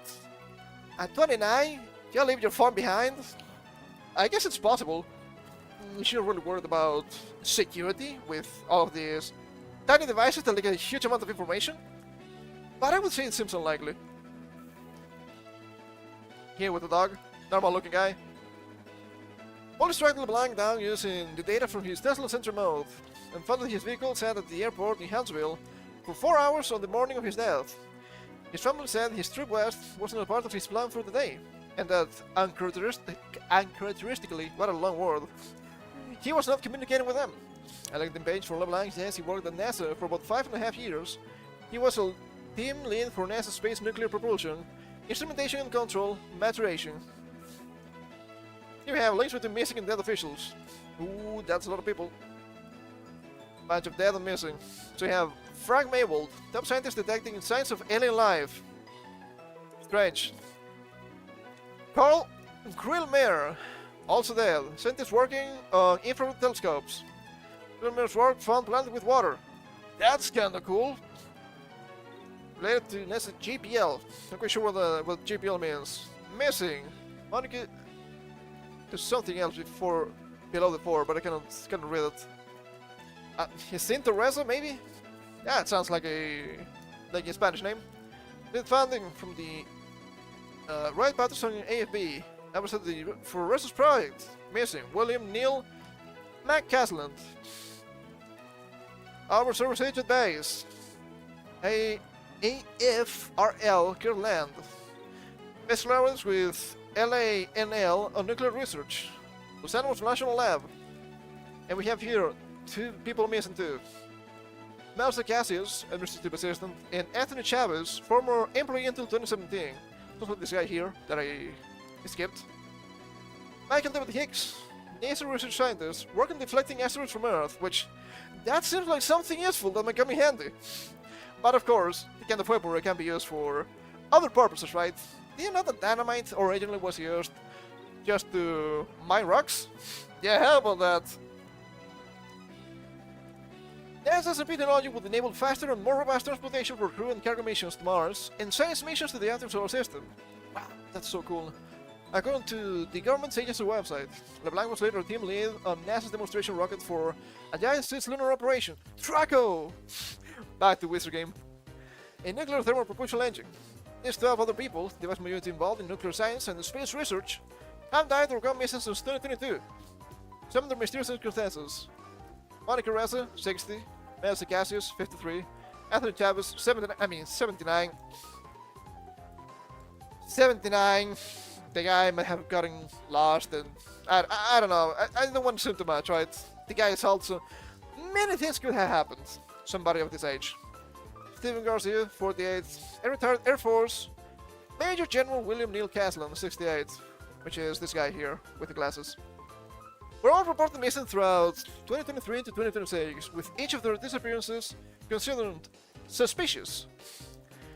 Michael David Hicks, 59, Frank Maywell, 61, Nuno Loureiro, 47, Jason Thomas, 45, Amy Estridge, 34, she was actually really young too, and Carl Grillmayer, 47, all died between 2022 and 2026. Hicks, Maywell, and Reiser were all connected to NASA's Jet Propulsion Laboratory. These disappearances have not being officially connected in any way, but they have caught the attention of the White House. I mean, I would hope so, because this is really weird. They are killing your top people for outer space research. That's something you want to see, clearly. I hope it's random, but we're going to know in the next week and a half, Trump told reporters last week. I just left the meeting on that subject. I don't think we're gonna know too much. I hope so, but you know how it is. Everything will be revealed. Nothing ever happens. In a statement to Fox News Digital, the FBI confirmed the agency is working alongside the federal authorities in the investigation into the 11 missing and deceased scientists. Shouldn't you be doing this already? Don't you think this is a huge deal for national security and national development? I don't know, I may be a little bit too optimistic. The FBI is spearheading the effort to look for connections into the missing and deceased scientists. The agency said, we're working with the Department of Energy, Department of War, and with our state and local law enforcement partners to find answers. The Alabama Law Enforcement Agency, which investigated LeBlanc's death, shared the press release from July of last year reviewing the details of the crash. These are not people who would generally be thought to be impulsive or would engage in high-risk activities. People looking over my shoulder if I was employed in this field. Yeah. And I understand a lot of people, especially nowadays, when you see, okay, the US is getting into yet another conflict. Why are you wasting resources with this? Why are we doing this? Why are we again in the sandbox? Why are you not fixing the country? And some people have been saying, okay, but what about space? Shouldn't we try to push for space exploration because it's the next big frontier? And I think that makes sense. But I guess even if you want to, you cannot do it. Because you have somebody trying to crack down on that. I'm gonna assume it's some sort of foreign agent. Want to say China? It is... I have been told that traditionally these... how do they call them again? The direct energy weapons were a Russian thing. I don't know if Russia would do something like this. Maybe, maybe not. I have no idea. Be it as it may, you have people going for your scientists. Top quality scientists. They're fucking you over. And you're not doing anything? I guess that also seems a little bit suspicious. So, could actually be the feds, after all. I don't know. But it's clear this needs to get fixed because you're not going anywhere. If you want things to be better, you need better energy and better transportation. If it's cheaper, it's fantastic on top of that. And you're not gonna fix the problems you have with those? Come on, man. I know I say all the time that politicians are incompetent, but this is beyond logic for me. Really weird. Really weird. I wonder if we'll see more of these cases in recent times, or some unearthed discoveries of some of these cases. I'm actually quite interested. Do I need to do actual streams about conspiracy theories when we get to this shit sometimes on Saturdays? I'm also saying Sunday. Not yet. That's after a meal. And let us finish with this funny tweet that's been running around the past couple of days by Tim Orban. A thought experiment, I would say. Everyone in the world has to take a private vote by pressing a red or blue button. If more than 50% of people press the blue button, everyone survives. If less than 50% of people press the blue button, only people who press the red button survive. Which button would you press? This, when you first read it, might seem very deep, pretty nuanced, maybe similar to the trolley problem, some people have said, maybe similar to the prisoner's test, I think it's called. It's actually extremely simplistic, if you go through it. If you press blue, you only survive if you're in the majority. If you press red, you will always survive. Because the red button doesn't have a killing condition. We can see here, there's a majority of people pressing blue. And I thought it would be very simple, but it actually shows a lot about, dare I say, society and how people think. Because this actually ended up being a really interesting thought experiment between collectivists and individualists. But I will also say, not just collectivists, but bleeding hearts and virtue signalers versus pragmatics. There's no reason for you to press the blue button. If you read this, there's no reason for you to press the blue button. It's only feel-good cooperation. But as we see, a lot of people are pressing the blue button, and they're accusing you, if you press the red button, of being evil and selfish. Am I selfish because I want to survive 100% of the time? Call me selfish if you want. I don't care. And let's go through some of the quote retweets here, because I think they're really interesting. I have here, Victoria. Why would anyone even press blue? It doesn't make any sense. I've seen some people, I don't know if they're gonna appear in the quote retweets, mentioning stuff like, but somebody will press blue. Are you gonna disregard them? Look, if you don't understand this, if you're gonna risk it for the biscuit, for no reason whatsoever, maybe, here I go, being Machiavellian again, maybe we don't have a pressing necessity of those people here. Here's probably the best tweet for this. Blue Team is trying to save Blue Team from the problem Blue Team created for Blue Team by doing the only thing that creates the problem for Blue Team. Yes, you only have a chance of dying if you press blue. If you press red, you're gonna survive no matter what. Literally everybody should press red if they know how to read. But somebody will press blue. Yes, I've seen some people doing insane things while driving, for example, okay? Those are not good examples. Red is an unbelievably, phenomenally disgusting, selfish decision, and I do not have a theory of mind for anyone who would choose it. Why would you say something like that? Why would I need to save somebody they're risking for no reason? This is a good representation of the red-blue political debate. Yes. As some people have mentioned in social media too, they have been giving both blue and red for the obvious political representation. The only logical decision you guarantee you live. Everyone has the same options, everyone pushes red and decides they live. Except the psychopaths and suicidal people who like to take a large chunk of humanity with them. I don't know how to teach you to care about other people.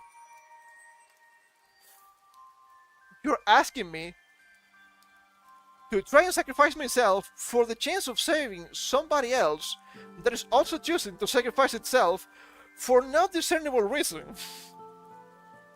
And you think, this is not possible, this is not real, but then you look at society, and you see that a lot of people are actually like this.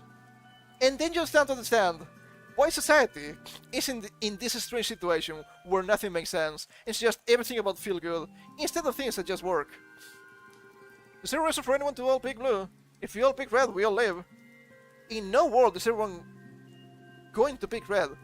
Why not? Why not? I'm so interested in this.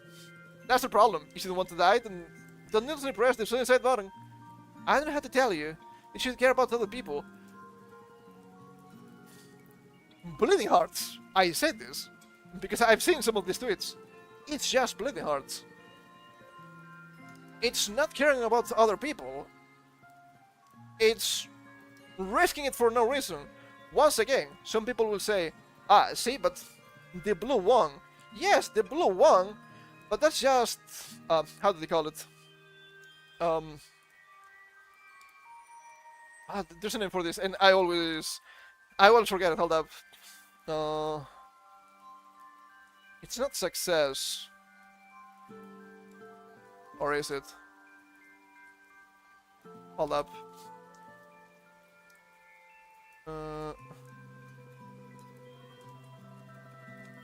No, that's not what I'm looking for.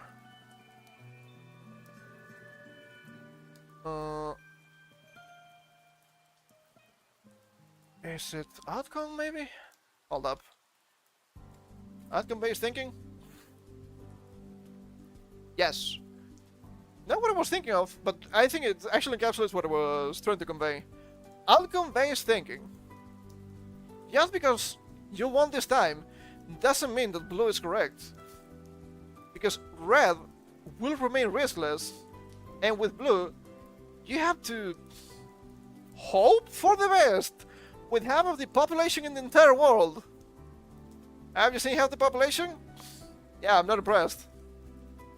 Pressing blue because either everyone survives or it's not my problem anymore. I mean, sure, I guess that makes sense. The calculus to press red is, to put it candidly, short-sighted idiot math. It begins and ends with what implicates really the best odds of living, with no regard for what the world you'd be living in, where everyone you can trust is dead and everyone else knows it, would like. This only makes sense if you believe some people will press blue. And I'm willing to believe, sure, some people will press blue. But the most pressing question here is, why would you press blue anyway? What do you win by pressing blue? So these comments are word salad. Yes, bleeding heart, fair to signalers, collectivistic. They have a lot of comorbidities, and I usually don't like them. Because somebody will press blue. If somebody presses blue without realizing that this is not even a trap question, maybe that's on them. Maybe we should let people suffer the consequences to their own actions. I keep saying that, and I do believe I'm correct. Too Machiavellian for some people, perhaps. This one is funny because I know the game theory correct answer, and yet I'm instantly leery of people who pick it. I want to win! I want to live! Is it really that bad? Apparently so. The third comment section is just this. I pressed the blue button, by the way. Oh. Okay, it's a video. We're not watching the video, just in case. I get really annoyed by people saying that the rational or game theory answers to vote red here is a coordination problem. There are two optimal outcomes. Everyone votes red, or more than 50% vote blue. People dying is, I hope, not an optimal outcome, even for the red voters. You're assuming dying is bad. Normally I would say that dying is bad, but if you choose to sacrifice yourself, knowing the consequences of your actions, that's on you, and we don't need to save you.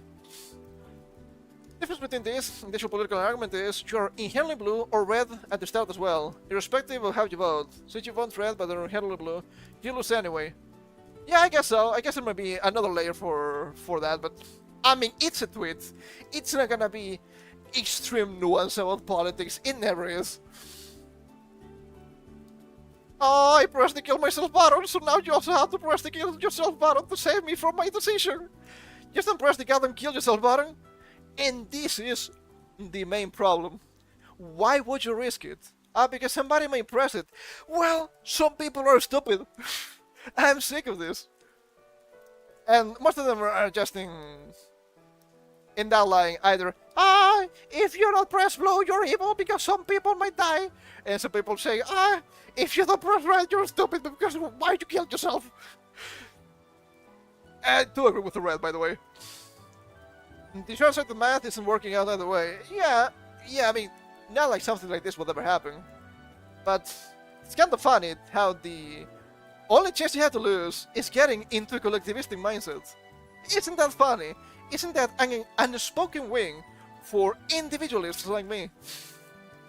I changed my mind actually. I'm back in blue because everyone will not just, and I should do what I can to save the ones who didn't understand the game. If I speak, I'm in trouble. Everyone will not just. That's not my problem. Maybe maybe that's the issue. And everyone will not just. Maybe that's the problem. We keep saving people that want to make mistakes. Maybe we want to keep taking away negative consequences for negative actions. And maybe that's a mistake. If you do something stupid and you don't get a stupid consequence, you're not learning. This is not about the smart people, this is about stupid people. So, instead of them understanding, oh, something bad might happen next time, they understand, oh, nothing ever happens. So why shouldn't they risk it every single time? The deep societal problems. Every time this falling goes viral, Blue starts winning, and it angers a lot of people who desperately want to see half of the human population dead to be creating an argument. Misguided.